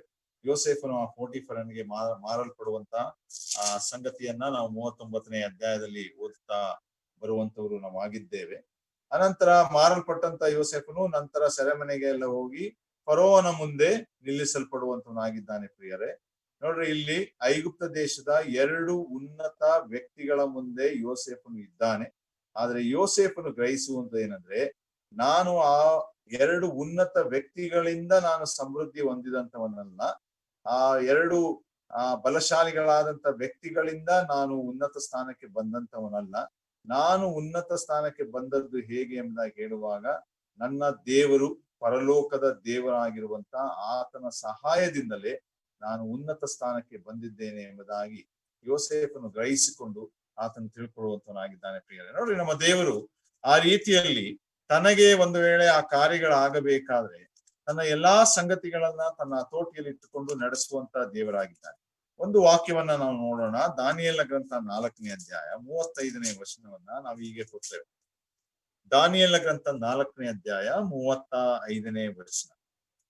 ಭೂನಿವಾಸಿಗಳೆಲ್ಲರೂ ಆತನ ದೃಷ್ಟಿಯಲ್ಲಿ ಏನೂ ಅಲ್ಲದಂತಿದ್ದಾರೆ. ಪರಲೋಕ ಸೈನ್ಯದವರಲ್ಲಿಯೂ ಭೂಲೋಕದವರಲ್ಲಿಯೂ ತನ್ನ ಇಚ್ಛಾನುಸಾರ ನಡೆಯುತ್ತಾನೆ. ಯಾರೂ ಆತನ ಕೈಯನ್ನ ಹಿಂದಕ್ಕೆ ತಳ್ಳಲಾರರು. ನೀನು ಏನು ಮಾಡುತ್ತಿ ಎಂದು ಯಾರೂ ಕೇಳಲಾರರು ಎಂಬುದಾಗಿ ನಮ್ಮ ದೇವರ ವಿಷಯದಲ್ಲಿ ಈ ಉನ್ನತವಾದಂತ ಸಂಗತಿಯನ್ನ ನಾವು ನೋಡುವಂತವರು ನಾವಾಗಿದ್ದೇವೆ ಪ್ರಿಯ. ನೋಡ್ರಿ, ಇಲ್ಲಿ ಹೀಗೆ ಯೋಸೇಫನು ತನ್ನ ತಂದೆಯ ಮನೆಯಲ್ಲಿ ಆತನು ತೊಂದರೆ ಕೊಡುವಂತವನಾಗಿದ್ದಾನೆ ಎಂಬುದಾಗಿ ತಳ್ಳಲ್ಪಟ್ಟರೂ ಕೂಡ ಐಗುಪ್ತ ದೇಶಕ್ಕೆ ಬರುವಾಗ ಯೋಸೇಫನು ಆ ದೇಶಕ್ಕೆ ದೇವರ ವಾಗ್ದಾನುಸಾರವಾಗಿ ಆಶೀರ್ವಾದದಾಯಕವಾಗಿದ್ದನು ಎಂಬುದಾಗಿ ನಾವು ನೋಡುವಂತರಾಗಿದ್ದೇವೆ. ಅಬ್ರಾಹ್ಮನಿಗೆ ಮಾಡಿದಂತಹ ವಾಗ್ದಾನ ಯೋಸೇಫನ ಮುಖಾಂತರ ಆತನು ಆಶೀರ್ವಾದವನ್ನ ಆ ಐಗುಪ್ತ ದೇಶಕ್ಕೂ ತಂದನು ಎಂಬುದಾಗಿ ನಾವು ನೋಡ್ತೇವೆ. ದಾನಿಯೇಲನ ಜೀವಿತದಲ್ಲಿ ಕೂಡ ನಾವು ಅದನ್ನೇ ನೋಡುವಂತರಾಗಿದ್ದೇವೆ. ಅನ್ಯ ದೇಶದಲ್ಲಿ ಇದ್ದಾಗಿ ಕೂಡ ಅವರಿಬ್ಬರು ಕೂಡ ದೇವರ ವಾಕ್ಯಾನುಸಾರ ಯೆರೆಮೀಯ ಗ್ರಂಥ 29ನೇ ಅಧ್ಯಾಯ, ಯೆರೆಮೀಯ ಗ್ರಂಥ 29ನೇ ಅಧ್ಯಾಯ 7ನೇ ವಚನ ಅಲ್ಲಿ ಹೀಗೆ ಹೇಳ್ತದೆ. ಯೆರೆಮೀಯ ಗ್ರಂಥ 29ನೇ ಅಧ್ಯಾಯ 7ನೇ ವಚನ, ನಾನು ಯಾವ ಪಟ್ಟಣಕ್ಕೆ ನಿಮ್ಮನ್ನ ಸಾಗಿಸಿದೆನೋ ಅದರ ಕ್ಷೇಮವನ್ನ ಆರೈಸಿ ಅದಕ್ಕಾಗಿ ಯೆಹೋವನನ್ನ ಪ್ರಾರ್ಥಿಸಿರಿ ಎಂಬ. ನೋಡ್ರಿ, ಎಷ್ಟು ವಿಶೇಷವಾದಂತಹ ಸಂಗತಿ. ಯೆರೆಮೀಯನು ಅಥವಾ ದಾನಿಯೇಲನು ಮತ್ತು ಯೋಸೇಫನು ಯಾವ ಪಟ್ಟಣಕ್ಕೆ ಸಾಗಿಸಿದನೋ ಅದರ ಕ್ಷೇಮಕ್ಕಾಗಿ, ಅದರ ಅಭಿವೃದ್ಧಿಗಾಗಿ ಪ್ರಾರ್ಥಿಸಿರಿ, ದಾನಿಯೇಲನು ಪ್ರಾರ್ಥಿಸಿದ, ಯೋಸೇಫನು ಪ್ರಾರ್ಥಿಸಿದ. ಅಭಿವೃದ್ಧಿಯನ್ನ ದೇವರು ತಂದು ಕೊಟ್ಟ. ವಿಶ್ವಾಸಿಗಳಾದ ನಮ್ಮ ಜೀವಿತದಲ್ಲಿಯೂ ಕೂಡ ಪೇತ್ರನು ಬರೆಯುತ್ತಾನೆ. ನೀವು ಆ ರೆಫರೆನ್ಸ್ ಗಳನ್ನ ಬರ್ಕೊಳ್ರಿ, ಮನೆಗಳಿಗೆ ಹೋಗಿ ಓದ್ರಿ. 1 ಪೇತ್ರ 2 ಅಧ್ಯಾಯ 13 ವಚನದಿಂದ 20 ವಚನ. ಕ್ರೈಸ್ತರಾದಂತ ನಾವು ಈ ದೇಶದಲ್ಲಿ ಇಡಲ್ಪಟ್ಟಿರುವಾಗ, ನಮ್ಮ ದೇಶದಲ್ಲಿ ನಾವು ಇಡಲ್ಪಟ್ಟಿರುವಾಗ, ಆ ನಮ್ಮ ದೇಶಕ್ಕಾಗಿ ನಾವು ಯಾವ ರೀತಿ ಪ್ರಾರ್ಥಿಸುವಂತವರಾಗಿರ್ಬೇಕು. ನಮ್ಮ ಕ್ರೈಸ್ತತ್ವ ಸಾಕ್ಷಿಗಳ ನಿಮಿತ್ತ ಜೀವಿತದ ಮುಖಾಂತರ ಈ ದೇಶಕ್ಕೆ ಆಶೀರ್ವಾದಗಳು ಯಾವ ರೀತಿ ಅದು ಬರುವಂತದ್ದಾಗಿರ್ಬೇಕು. ಒಂದು ವೇಳೆ ನಮ್ಮ ಪಾಪ್ಯುಲೇಷನ್ ಭಾರತ ದೇಶದಲ್ಲಿ ಬಹಳ ಕಡಿಮೆ ಇದೆ, ಆದ್ರೆ ಅದೇ ಸಮಯದಲ್ಲಿ ನಾವು ಪ್ರಾರ್ಥನೆಯಲ್ಲಿ ಬಹಳ ಬಲಹೀನರು ಕೂಡ ಆಗಿದ್ದೇವೆ. ಆದ್ರಿಂದಲೇ ಅನೇಕ ಸಂಗತಿಗಳು ನಮ್ಮ ಮಧ್ಯದಲ್ಲಿ ಅದು ವಿಶೇಷವಾದಂತ ರೀತಿಯಲ್ಲಿ ನಡೆಯಲಿಕ್ಕೆ ಅದು ಸಾಧ್ಯವಾಗುತ್ತಾ ಇಲ್ಲ. ಆದ್ರೆ ನಾವು ಆ ರೀತಿ ಮಾಡುವುದಾದ್ರೆ ದೇವರು ನಮ್ಮ ಜೊತೆಯಲ್ಲಿದ್ದು ಆತನು ಆಶೀರ್ವದಿಸುವಂತವನಾಗಿದ್ದಾನೆ. ಯಾಕಂದ್ರೆ ನೋಡ್ರಿ, ಒಂದು ಮಾತನ್ನ ನೋಡೋಣ. 39ನೇ ಅಧ್ಯಾಯ ಆದಿಕಾಂಡ 39ನೇ ಅಧ್ಯಾಯ 2ನೇ ವಚನದಲ್ಲಿ ಆ 44 ಅನ್ನೋ ಒಂದು ಮಾತನ್ನ ಹೇಳ್ತಾನೆ. 39ನೇ ಅಧ್ಯಾಯ ಆದಿಕಾಂಡ 2ನೇ ವಚನ. ಯೆಹೋವನು ಯೋಸೇಫನ ಸಂಗಡ ಇದ್ದದ್ದರಿಂದ ಅವನು ಹೇಳಿಗೆಯಾಗಿ ಐಗುಪ್ತನಾದ ತನ್ನ ದಣಿಯ ಮನೆಯೊಳಗೆ ಸೇವಕನಾದನು. ಯೆಹೋವನು ಯೋಸೇಫನ ಸಂಗಡ ಬಿದ್ದು ಅವನು ಮಾಡುವ ಕೆಲಸವನ್ನೆಲ್ಲ ಸಫಲವಾಗುವಂತೆ ಮಾಡುತ್ತಾನೆಂದು ಅವನ ದಣಿಯು ತಿಳಿದು ಎಂಬುದಾಗಿ. ನೋಡ್ರಿ, ಅವನು ಇದ್ದದ್ರಿಂದ ಅವನ ದಣಿಗೂ ಕೂಡ ತಿಳುವಳಿಕೆ ಬಂತು. ದೇವರ ಕುರಿತು ಆತನ ಆಲೋಚನೆ ಮಾಡುವಂತವನಾದ ಎಂಬುದಾಗಿ ನಾವು ನೋಡುವಂತವರಾಗಿದ್ದೇವೆ. ಈ ರೀತಿಯಲ್ಲಿ ದೇವರು ಯೋಸೇಫನನ್ನ ನಡೆಸಿದಂತ ರೀತಿ, ವಿಶೇಷವಾದಂತ ರೀತಿಯಲ್ಲಿ ಯೋಸೇಫನನ್ನ ದೇವರು ನಡೆಸುವಂತವನಾಗಿದ್ದಾನೆ. ಆತನು ಪ್ರಾಮಾಣಿಕವಾಗಿ ಯಥಾರ್ಥನಾಗಿ ಯಾವಾಗ ಸೇವಕನಾಗಿರಬೇಕು ಆವಾಗ ಸೇವಕನಾದ, ಯಾವಾಗ ಕೈದಿ ಆಗಿರಬೇಕು ಆವಾಗ ಸೆರೆಮನೆಯಲ್ಲಿದ್ದ, ಯಾವಾಗ ಆಳುವಂತವನಾಗಿರಬೇಕು ಆಗ ಆತನು ಅರಮನೆಯಲ್ಲಿದ್ದ ಎಂಬುದಾಗಿ ಆತನ ಜೀವಿತದಿಂದ ನಾವು ನೋಡಿಕೊಳ್ಳಿಕ್ಕೆ ಸಾಧ್ಯತೆಗಳು ಉಂಟು. ದೇವರು ತನ್ನ ಮಕ್ಕಳನ್ನು, ತನ್ನ ಸೇವಕರನ್ನು ಕೂಡ ಆತನು ಪರೀಕ್ಷಿಸುವಂತವನಾಗಿದ್ದಾನೆ. We should be servants before becoming a rulers. ನಾವು ಕೂಡ ಆಳುವಂತವರಾಗುವಂತ ಮೊದಲು ನಾವು ಸೇವಕರಾಗಿ ಸೇವೆಗಳನ್ನ ಮಾಡುವಂತವರು ಆಗಿರಬೇಕು. ಒಂದು ಪರಲೋಕದ ಸತ್ಯತೆ ಏನು ಎಂಬುದಾಗಿ ಹೇಳುವಾಗ, if you want to rule in heaven you should be a servant on earth ಎಂಬುದಾಗಿ. ಒಂದು ವೇಳೆ ನೀನು ಪರಲೋಕದಲ್ಲಿ ಆಳುವನಾಗಿರ್ಬೇಕು, ಈ ಲೋಕದಲ್ಲಿ ನೀನು ಮೊದಲು ಸೇವೆ ಮಾಡುವಂತವನು ಆಗಿರಬೇಕು ಎಂಬುದಾಗಿ ನಾವು ನೋಡುವಂತವರು ನಾವು ಆಗಿದ್ದೇವೆ. ಹೀಗೆ ಯೋಸೇಫನ ಜೀವಿತ ಒಂದು ಆಶೀರ್ವಾದದಾಯಕ ಜೀವಿತವಾಗಿತ್ತು. ನೋಡ್ರಿ, ಆತನು 44ನ ಮನೆಯಲ್ಲಿ ಅಲ್ಲಿ ಆಶೀರ್ವಾದವಾಯಿತು. ಆತನ ಸೆರೆ ಮನೆಯಲ್ಲಿ ಅಲ್ಲಿ ಕೂಡ ಸೆರೆಯ ಯಜಮಾನಿಗೆ, ಅವನು ಸೆರೆಗೆ ಹಾಕಲ್ಪಟ್ಟಂತ ಆ ಅರಮನೆಯ 2 ವ್ಯಕ್ತಿಗಳ ವಿಷಯದಲ್ಲಿ ಆತನ ಕನಸಿನ ಅರ್ಥವನ್ನ ಹೇಳುವಂತವನಾಗಿ ಆಶೀರ್ವಾದವನ್ನು ಉಂಟು ಮಾಡಿದ. ಸೆರೆಯ ಯಜಮಾನನು ಕೂಡ ಯೋಸೇಫನ ಮೇಲೆ ಕರುಣೆಯನ್ನ ಉಳ್ಳಂತವನಾಗಿದ್ದ ಎಂಬುದಾಗಿ ನಾವು ನೋಡುವಂತನಾಗಿದ್ದೇವೆ. ಅನಂತರ ಅರಮನೆಯಲ್ಲಿದ್ದಾಗಿಯೂ ಕೂಡ ಯೋಸೇಫನ ಏನಾಗಿದ್ದ, ಆಶೀರ್ವಾದದಾಯಕವಾಗಿದ್ದ ಎಂಬುದಾಗಿ ನಾವು ನೋಡುವಂತವರು ಆಗಿದ್ದೇವೆ. ಇಂಥ ಆಶೀರ್ವಾದದಾಯಕನಾಗಿದ್ದಂತ ಯೋಸೇಫನ ಜೀವಿತ ಏನು ಎಂಬುದಾಗಿ ಕೆಲವು ಸಂಗತಿಗಳನ್ನ ನಾವು ನೋಡುವಂತವರಾಗಿರೋಣ. ನನ್ನ ಸಮಯ ದಾಟಿ ಹೋಗ್ತಾ ಉಂಟು. ಒಂದು ಸಂಗತಿಯನ್ನ ಮಾತ್ರ ನೋಡಿ ನಾನು ಇವತ್ತು ಮುಗಿಸುವಂತನಾಗಿದ್ದೇನೆ. ದೇವರ ಚಿತ್ತವಾದ್ರೆ ಮುಂದಿನ ದಿವಸ ಆ ಸತ್ಯತೆಗಳನ್ನ ನಾವು ನೋಡುವಂತರಾಗಿರೋಣ. 41ನೇ ಅಧ್ಯಾಯ ಆದಿಕಾಂಡ 41ನೇ ಅಧ್ಯಾಯ. ಇಲ್ಲಿ ಸಾಧಾರಣ 7 ವಿಷಯಗಳನ್ನ ನಾವು ಯೋಸೇಫನ ವಿಷಯದಲ್ಲಿ ನೋಡುತ್ತಾ, ಅದರಲ್ಲಿ ನಮ್ಮ ಕರ್ತನಾದ ಯೇಸು ಕ್ರಿಸ್ತನ ವಿಶೇಷವಾದಂತಹ ಚಿತ್ರಣಗಳನ್ನ ನಾವು ನೋಡುವಂತವರು ನಾವು ಆಗಿದ್ದೇವೆ. ಮೊದಲನೇ ಸಂಗತಿಯನ್ನ ನಾವು ನೋಡ್ತೇವೆ. 41ನೇ ಅಧ್ಯಾಯ 38ನೇ ವಚನವನ್ನ ನಾವು ಓದಿಕೊಳ್ಳುವಂತರಾಗಿರೋಣ. 41ನೇ ಅಧ್ಯಾಯ 38ನೇ ವಚನ. ನಾವು ಇಲ್ಲಿ ಹೀಗೆ ನೋಡ್ತೇವೆ. 37ನೇ ವಚನದನೇ ಓದೋಣ. ಆ ಮಾತು ಫರೋಹನಿಗೂ ಅವನ ಪರಿವಾರದವರಿಗೂ ಒಳ್ಳೆಯದಾಗಿ ತೋಚಿದ್ದರಿಂದ ಫರೋಹನು ತನ್ನ ಪರಿವಾರದವರಿಗೆ, ಈತನಲ್ಲಿ ದೇವರ ಆತ್ಮ ಉಂಟಲ್ಲ, ಈತನಿಗಿಂತ ಯೋಗ್ಯನಾದ ಪುರುಷನು ನಮಗೆ ಸಿಕ್ಕಾನೆ ಎಂದು ಹೇಳಿ, ಯೋಸೇಫನಿಗೆ ದೇವರು ಇದನ್ನೆಲ್ಲ ನಿನಗೆ ತಿಳಿಸಿರುವುದರಿಂದ ನಿನಗೆ ಸಮಾನನಾದ ಬುದ್ಧಿ ವಿವೇಕಗಳುಳ್ಳ ಪುರುಷನು ಯಾವನೂ ಇಲ್ಲ ಎಂಬುದಾಗಿ ನಾವು ನೋಡುವಂತಾಗಿದೆ. ಇಲ್ಲಿ ನೋಡುವಾಗ ಮೊದಲನೇ ಸಂಗತಿ, ಯಾಕೆ ಯೋಸೇಫನ ಚಿತ್ರಣ ಅಥವಾ ಯೋಸೇಫನ ಆಶೀರ್ವಾದದಾಯಕವಾಗಿದ್ದ ಅದೇ ಚಿತ್ರಣವನ್ನ ನಮ್ಮ ಕರ್ತನಾದ ಯೇಸು ಕ್ರಿಸ್ತನಿಗೆ ನೋಡುವಂತರಾಗಿದ್ದೇವೆ ಎಂಬುದಾಗಿ ನೋಡುವಾಗ, ಮೊದಲನೇ ಸತ್ಯತೆ ಏನು ಎಂಬುದಾಗಿ ನೋಡುವಾಗ Joseph had the spirit of god ಎಂಬುದಾಗಿ ನಾವು ನೋಡುವಂತ ಯೋಸೇಫನಲ್ಲಿ ದೇವರ ಆತ್ಮನು ಉಂಟಲ್ಲ ಎಂಬುದಾಗಿ ಫರೋನು ಅನ್ಯ ದೇಶದವನು ಹೇಳುವಂತಹ ಸಂಗತಿಯನ್ನ ನಾವು ಕಾಣುವಂತವರಾಗಿದ್ದೇವೆ. ನೋಡ್ರಿ, ಯೋಸೇಫನು ಫರೋವನ ಮುಂದೆ ನಿಂತಾಗ ಮೊಟ್ಟ ಮೊದಲು ಆತನು ಸಾಕ್ಷಿ ಕೊಟ್ಟಿದ್ದು ತನ್ನ ದೇವರ ಕುರಿತೆ. ಅದನ್ನ 41ನೇ ಅಧ್ಯಾಯ 16ನೇ ವರ್ಷದಲ್ಲಿ ಕಳೆದ ವಾರ ನಾವು ಅಧ್ಯಯನ ಮಾಡ್ತಾ ಬಂದು ಈ ಆನರ್ಡ್ ಗಾಡ್ ಎಂಬುದಾಗಿ ಹೇಳುವಾಗ ಆತನು ಹೇಳುವುದೇನೆಂದ್ರೆ ಫರೋವನಿಗೆ 16ನೇ ವರ್ಷದಲ್ಲಿ 41ನೇ ಅಧ್ಯಾಯ 16ನೇ ವರ್ಷದಲ್ಲಿ ವರ್ತಮಾನ ಕೇಳಿದ್ದೇನೆ ಎಂದು ಹೇಳಲು ಯೋಸೇಫನು ನನ್ನಲ್ಲಿ ಅಂತ ಸಾಮರ್ಥ್ಯವೇನು ಇಲ್ಲ, ಆದರೆ ದೇವರು ಫರೋವನಿಗೆ ಶುಭಕರವಾದ ಉತ್ತರವನ್ನು ಕೊಡಬಲ್ಲನೆಂದು ಹೇಳಿದನು ಎಂಬುದಾಗಿ ನಾವು ನೋಡ್ತೇವೆ. ನೋಡ್ರಿ, Joseph testifies is God in front of a Gentile king. ಒಬ್ಬ ಅನ್ಯ ಅರಸನ ಮುಂದೆ ಯೋಸೇಫನು ತನ್ನ ಸತ್ಯ ದೇವರನ್ನ ಕುರಿತು ಅನ್ಯ ದೇಶದಲ್ಲಿ ಒಬ್ಬಂಟಿಗನಾಗಿದ್ದರೂ ಕೂಡ ಆತನು ಸಾಕ್ಷೀಕರಿಸುವಂತಹ ಸತ್ಯತೆಯನ್ನು ನೋಡುವಾಗ ನೋಡ್ರಿ, ಈ ಅನ್ಯ ದೇಶದ ಅರಸನಿಗೆ ಗೊತ್ತಾಗ್ತದೆ ಏನಂದ್ರೆ ಇವನಲ್ಲಿ ದೇವರ ಆತ್ಮವಿದೆ ಎಂಬುದಾಗಿ. ಇಸ್ರಾಯೇಲ್ ಐಗುಪ್ತ ದೇಶದಲ್ಲಿ ಅನೇಕ ದೇವರುಗಳಿದ್ರು, ಅನೇಕ ದೇವತೆಗಳಿದ್ರು. ಅವರು ಸೂರ್ಯನನ್ನ ಹೆಚ್ಚಾಗಿ ಪೂಜಿಸ್ತಾ ಇದ್ರು. ನಾನು ಕಳೆದ ವಾರ ನಿಮ್ಗೆ ಹೇಳ್ತಾ ಬಂದೆ. ಅನೇಕ ಅನಂತರ ಹೆಣ್ಣು ದೇವತೆಗಳು ಕೂಡ ಅವರಲ್ಲಿ ಹೆಚ್ಚಾಗಿದ್ದರು ಎಂಬುದಾಗಿ ನಾವು ನೋಡುವಂತರಾಗಿದ್ದೇವೆ.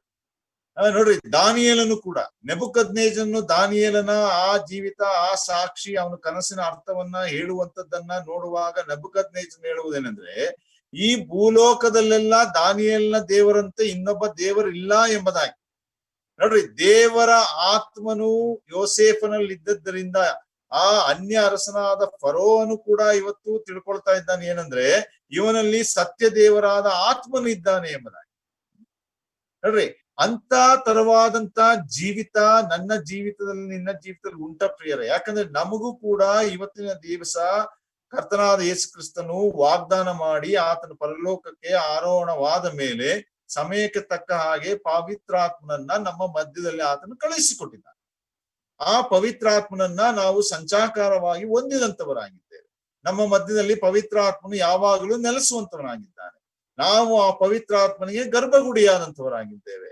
ಅನ್ಯ ಜನಗಳು ಆ ಪವಿತ್ರಾತ್ಮನಿರುವಂತ ನಮ್ಮನ್ನ ನೋಡುವಾಗ ಫರೋವನು ಹೇಳಿದ ಹಾಗೆ ಇವರಲ್ಲಿ ಏನೋ ಒಂದು ದೇವರ ಆತ್ಮನ ಕಾರ್ಯವಿದೆ, ದೈವಿಕವಾದಂತ ಸಂಗತಿ ಇದೆ ಎಂಬುದಾಗಿ ಹೇಳುವಂತ ನಿಟ್ಟಿನಲ್ಲಿ ನಾವು ಜೀವಿಸುವಂತವರಾಗಿದ್ದೇವೆ. ಎಷ್ಟು ವಿಶೇಷವಾದ ಸಂಗತಿ ನೋಡ್ರಿ. ದಾವೀದನ ಒಂದು ಉದಾಹರಣೆಯನ್ನ ನಾವು ನೋಡೋಣ. ದಾವೀದನ ಒಂದು ವಾಕ್ಯವನ್ನು ನೋಡೋಣ. ನಾನು ಹೇಳಿ ಮುಗಿಸ್ತೇನೆ, ದಯವಿಟ್ಟು ಒಂದ್ 2 ನಿಮಿಷ ಕ್ಷಮಿಸ್ರಿ, ಒಂದ್ 5 ನಿಮಿಷ. 51ನೇ ಕೀರ್ತನೆ ಒಂದು ವಾಕ್ಯವನ್ನ ನೋಡೋಣ. 51ನೇ ಕೀರ್ತನೆ.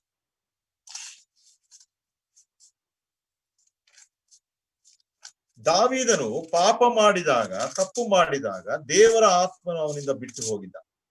ಪ್ರಿಯರೇ, ಒಂದು ವೇಳೆ ನಾವು ಆತನ ಸಭೆಯಾಗಿದ್ದಾಗಿಯೂ ಆತನ ಮಕ್ಕಳಾಗಿದ್ದಾಗಿಯೂ ತಪ್ಪುಗಳನ್ನ ಮಾಡುವಾಗ, ಪಾಪವನ್ನ ಮಾಡುವಾಗ ನಿಜವಾಗ್ಲೂ ದೇವರ ಆತ್ಮನು ನಮ್ಮನ್ನ ತೊರೆಯುವಂತವನಾಗಿರುತ್ತಾನೆ. ಯಾಕಂದ್ರೆ ಆತನನ್ನ ತುಂಬಿಸಿಕೊಂಡು ಪವಿತ್ರಾತ್ಮ ಭರಿತರಾಗಿ ಜೀವಿಸಬೇಕಾದಂತ ನಾವು ಪವಿತ್ರಾತ್ಮ ಭರಿತರಾಗಿರದೆ ಜೀವಿಸುವಂತ ಸನ್ನಿವೇಶಗಳು ನಮ್ಮ ಜೀವಿತದಲ್ಲಿ ಬರುವಂತದ್ದಾಗಿರ್ತದೆ. 51ನೇ ಕೀರ್ತನೆ ದಾವೀದನು ಹೀಗೆ ಹೇಳ್ತಾನೆ ನೋಡ್ರಿ. 11ನೇ ವಚನದಲ್ಲಿ ನಾವು ಹೀಗೆ ಓದ್ತೇವೆ. 51ನೇ ಕೀರ್ತನೆ 11ನೇ ವಚನ. ನಿನ್ನ ಸನ್ನಿಧಿಯಿಂದ ನನ್ನನ್ನ ತಳ್ಳಬೇಡ, ನಿನ್ನ ಪರಿಶುದ್ಧಾತ್ಮವನ್ನ ನನ್ನಿಂದ ತೆಗೆಯಬೇಡ. ಈಗ ತೆಗೆದಿದ್ದಾನೆ, ಅದನ್ನ ತೆಗೆಯಬೇಡ ಎಂಬುದಾಗಿ ತನ್ನ ಪಾಪದ ಮನವರಿಕೆಯನ್ನ ಮಾಡಿಕೊಂಡಂತವನಾಗಿ ಅದನ್ನ ಓದ್ತಾನೆ. ಮನೆಗಳಿಗೆ ಹೋಗಿ ಓದ್ರಿ, ಎಷ್ಟು ಚಂದವಾಗುಂಟ ವಾಕ್ಯ ಎಂಬುದಾಗಿ. ಪವಿತ್ರಾತ್ಮನನ್ನ ತೆಗೆಯಲಿಕ್ಕಿರುವಂತ ಕಾರಣ ಏನು ಎಂಬುದಾಗಿ ಹೇಳುವಾಗ 51ನೇ ಅಧ್ಯಾಯ 51ನೇ ಕೀರ್ತನೆ 1ನೇ ವಚನದಲ್ಲಿ ನಾವು ನೋಡ್ತೇವೆ. ಪ್ರೀತಿ ಸ್ವರೂಪನಾದ ದೇವರೇ, ನನ್ನನ್ನ ಕರುಣಿಸು, ಕರುಣಾನಿಧಿಯೇ, ನನ್ನ ದ್ರೋಹವನ್ನೆಲ್ಲ ಅಳಿಸಿಬಿಡು, ನನ್ನ ಪಾಪವನ್ನು ಸಂಪೂರ್ಣವಾಗಿ ತೊಳೆದು ಬಿಡು, ನನ್ನ ದೋಷವನ್ನ ಪರಿಹರಿಸಿ ನನ್ನ ಶುದ್ಧಗೊಳಿಸು. ಒಂದು ವೇಳೆ ಈ ಕ್ರಿಯೆ ದಿನನಿತ್ಯ ದೇವರ ವಾಕ್ಯದಿಂದ, ಜಲಸ್ನಾನದಿಂದ, ಆತ್ಮನಿಂದ ನಾವು ಮಾಡದೆ ಹೋದ್ರೆ ನಮ್ಮಲ್ಲಿ ದೇವರ ಆತ್ಮನು ಇಲ್ಲ. ಅದನ್ನೇ ಆ ದಾವೀದನು ಹೇಳ್ತಾ ಇದ್ದಾನೆ, ನಿನ್ನ ಪರಿಶುದ್ಧ ಆತ್ಮನನ್ನ ನನ್ನಿಂದ ತೆಗೆಯಬೇಡ. 12ನೇ ವಚನ, ನಿನ್ನ ರಕ್ಷಣಾನಂದವನ್ನ ನಾನು ತಿರುಗಿ ಅನುಭವಿಸುವಂತೆ ಮಾಡು. ಒಂದು ವೇಳೆ ಪವಿತ್ರಾತ್ಮನು ಇಲ್ಲದೆ ಹೋದ್ರೆ ಆ ರಕ್ಷಣೆಯ ಆನಂದವನ್ನ ನಮ್ಮಲ್ಲಿ ಇಲ್ಲ. ರಕ್ಷಣೆಯನ್ನ ನಾವು ಕಳ್ಕೊಳ್ಳಲ್ಲ, ಆದ್ರೆ ರಕ್ಷಣೆಯ ಆನಂದ ನಮ್ಮಲ್ಲಿ ಇಲ್ಲದೆ ಇರುವಂತ ಸ್ಥಿತಿ ನಮ್ಮಲ್ಲಿ ಬರ್ತದೆ. ನನ್ನಲ್ಲಿ ಸಿದ್ಧ ಮನಸ್ಸನ್ನು ಹುಟ್ಟಿಸಿ ನನಗೆ ಆಧಾರನಾಗು, ಆಗ ನೋಡಿ 13ನೇ ವಚನ, ಆಗ ನಿನ್ನ ಮಾರ್ಗವನ್ನ ದ್ರೋಹಿಗಳಿಗೆ ಬೋಧಿಸುವೆನು, ಪಾಪಿಗಳು ನಿನ್ನ ಕಡೆಗೆ ತಿರುಗಿಕೊಳ್ಳುವರು. ನೋಡ್ರಿ, ಆತ್ಮನು ನಮ್ಮಲ್ಲಿ ನೆಲೆಸಿರುವುದಾದ್ರೆ, ಆತ್ಮನು ನಮ್ಮಲ್ಲಿ ಇರುವುದಾದ್ರೆ, ನಾವು ಈ ಲೋಕದ ಅನ್ಯ ಜನಗಳ ಮಧ್ಯದಲ್ಲಿ ಜೀವಿಸುವಾಗ ಅವರು ನಮ್ಮಲ್ಲಿ ಕರ್ತನಾದ ಯೇಸು ಕ್ರಿಸ್ತನನ್ನು ಗ್ರಹಿಸಿಕೊಳ್ಳುವಾಗಿಯೂ, ಒಂದು ವೇಳೆ ನಾವು ಸುವಾರ್ತೆ ಸಾರುವಾಗ, ಜೀವಿತದ ಮುಖಾಂತರ ಸಾಕ್ಷೀಕರಿಸುವಾಗ ನಮ್ಮನ್ನು ನೋಡಿ ಒಂದು ವೇಳೆ ಕರ್ತನನ್ನ ಕಂಡುಕೊಳ್ಳುವಂತ ಮಾರ್ಗವಾಗ್ಲಿಕ್ಕೆ ಸಾಧ್ಯತೆ ಉಂಟು ಪ್ರಿಯರೇ. ದೇವರ ಕೈಯಲ್ಲಿ ಅಸಾಧ್ಯವಾದದ್ದು ಯಾವುದೂ ಇಲ್ಲ. ಆದ್ರೆ ಆ ರೀತಿ 100ರ ಮಟ್ಟಿಗೆ 100ರಷ್ಟು ನಾವು ಜೀವಿಸ್ತಾ ಇದ್ದೇವೆ. ಕರ್ತನಾದ ಯೇಸು ಕ್ರಿಸ್ತನು ಕೂಡ ಈ ಲೋಕದಲ್ಲಿ ಇದ್ದಾಗ ಆತನು ಆತ್ಮ ಭರಿತನಾಗಿಯೇ ಇದ್ದನು. ಆತನು ದೀಕ್ಷಾಸ್ನಾನ ಮಾಡಿಸಿಕೊಂಡು ಮತ್ತಾಯನ ಸುವಾರ್ತೆ 3ನೇ ಅಧ್ಯಾಯ 16ನೇ ವಚನ, ಆತನು ಮೇಲಕ್ಕೆ ಬರುವಾಗ ಆತನು ಹೇಳುವುದ ದೇವರ ವಾಕ್ಯ ಏನ್ ಹೇಳ್ತದೆ ಅಂದ್ರೆ, ಪವಿತ್ರಾತ್ಮನು ಆತನು ಪಾರಿವಾಳದ ಉಪಾಧಿಯಲ್ಲಿ ಆತನ ಮೇಲೆ ಬಂದು ನೆಲೆಸಿದನು ಎಂಬುದಾಗಿ ನಾವು ನೋಡುವಂತಾಗಿದೆ. ಎಷ್ಟು ವಿಶೇಷವಾದಂತಹ ಸತ್ಯತೆ, ಪವಿತ್ರಾತ್ಮನಿಂದ ಆಗುವಂತಹ ಸಂಗತಿಗಳು. ಅದನ್ನ ನಾನು ಇಲ್ಲಿ ವಿವರಣೆ ಮಾಡ್ಲಿಕ್ಕೆ ಹೋಗೋದಿಲ್ಲ. ಪವಿತ್ರಾತ್ಮನ ನಮಗೆ ಸಂಚಾಕಾರವಾಗಿ ಕೊಟ್ಟಿರುವಾಗ, ಮುದ್ರೆಯಾಗಿ ಹಾಕಲ್ಪಟ್ಟಿರುವಾಗ, ಪವಿತ್ರಾತ್ಮ ನಮ್ಮಲ್ಲಿ ನೆಲೆಸಿರುವಾಗ, ಪವಿತ್ರಾತ್ಮನ ದೀಕ್ಷಾಸ್ನಾನ ಹೊಂದಿರುವಾಗ, ಪವಿತ್ರಾತ್ಮನಿಂದ ಅಭಿಷೇಕವನ್ನ ಹೊಂದಿರುವಾಗ, ಪವಿತ್ರಾತ್ಮನಿಂದ ಹೊಸದಾಗಿ ನಾವು ಹುಟ್ಟಿರುವಾಗ, ಆ ಪವಿತ್ರಾತ್ಮನನ್ನ ನಾವು ಭರಿಸಿಕೊಂಡು ಜೀವಿಸುವಂತವರಾಗಿದ್ದೇವೆ. ಇದು ನಾವು ಹಾಕಿಕೊಳ್ಳಬೇಕಾದಂತ ಪ್ರಶ್ನೆ. ಕರ್ತನಾದ ಯೇಸು ಕ್ರಿಸ್ತನ ಆ ಸೇವೆಗೆ ಇದ್ದಂತ ಒಂದೇ ಬಲ ಏನು ಎಂಬುದಾಗಿ ಹೇಳುವಾಗ, ದೇವರ ಆತ್ಮ. ಲೂಕನ ಸುವಾರ್ತೆ 4ನೇ ಅಧ್ಯಾಯ 18 ಮತ್ತು 19ನೇ ವಚನವನ್ನು ಓದಿ ನಾನು ನನ್ನ ಭಾಗವನ್ನ ಮುಗಿಸುವಂತನಾಗಿದ್ದೇನೆ ಅಂತ ಹೇಳಿ. ಲೂಕನ ಸುವಾರ್ತೆ 4ನೇ ಅಧ್ಯಾಯ 18 ಮತ್ತು 19ನೇ ವಚನ ನಾವಲ್ಲಿ ಹೀಗೆ ಓದುವಂತರಾಗಿದ್ದೇವೆ. ಕರ್ತನಾದ ಯೇಸು ಕ್ರಿಸ್ತನು ಹೇಳುವಂತಹ ಮಾತು, ಆತನು ತನ್ನ ಸ್ವಾರ್ಥ ಸೇವೆಯನ್ನ ಈ ಲೋಕದಲ್ಲಿ ಪ್ರಾರಂಭ ಮಾಡುವುದಕ್ಕಿಂತ ಮೊದಲು ಆತನು ಹೇಳ್ತಾನೆ ಏನಂದ್ರೆ, ಲೂಕನ್ ಸುವಾರ್ತೆ 18ನೇ ಅಧ್ಯಾಯ 4ನೇ ಅಧ್ಯಾಯ 18 ಮತ್ತು 19, ಕರ್ತನ ಆತ್ಮವು ನನ್ನ ಮೇಲೆ ಅದೆ, ಆತನು ನನ್ನನ್ನು ಬಡವರಿಗೆ ಶುಭ ವರ್ತಮಾನವನ್ನು ಸಾರುವುದಕ್ಕೆ ಅಭಿಷೇಕಿಸಿದನು, ಸೆರೆಯವರಿಗೆ ಬಿಡುಗಡೆಯಾಗುವುದನ್ನು ಮತ್ತು ಕುರುಡರಿಗೆ ಕಣ್ಣು ಬರುವುದನ್ನು ಪ್ರಸಿದ್ಧಿಪಡಿಸುವುದಕ್ಕೂ, ಮನಮುರಿದವರನ್ನು ಬಿಡಿಸಿ ಕಳಿಸುವುದಕ್ಕೂ, ಕರ್ತನು ನೇಮಿಸಿರುವ ಶುಭ ವರ್ಷವನ್ನ ಪ್ರಚುರಪಡಿಸುವುದಕ್ಕೂ ಆತನು ನನ್ನನ್ನು ಕಳುಹಿಸಿದ್ದಾನೆ ಎಂಬುದು. ಯೆಶಾಯನ ಗ್ರಂಥ 61ನೇ ಅಧ್ಯಾಯದ ಮೊದಲ 3 ವಚನಗಳನ್ನ ಇಲ್ಲಿ ಪ್ರಸ್ತಾಪಿಸಿ ಕರ್ತನಾದ ಯೇಸು ಕ್ರಿಸ್ತನು ಆ ಸಭಾ ಮಂದಿರದಲ್ಲಿ ಇಸ್ರಾಯೇಲರ ಮಧ್ಯದಲ್ಲಿ ಆತನು ಓದಿದಂತಹ ಭಾಗ, ಅದನ್ನ ನಾವು ನೋಡುತ್ತಿರುತ್ತೇವೆ. ಆ ಸೇವೆಯ ಕಿರು ಸೇವೆಯನ್ನೇ ನಾವು ಇವತ್ತಿನ ದಿವಸ ಈ ಲೋಕದಲ್ಲಿ ಮಾಡುವಂತವರಾಗಿದ್ದೇವೆ.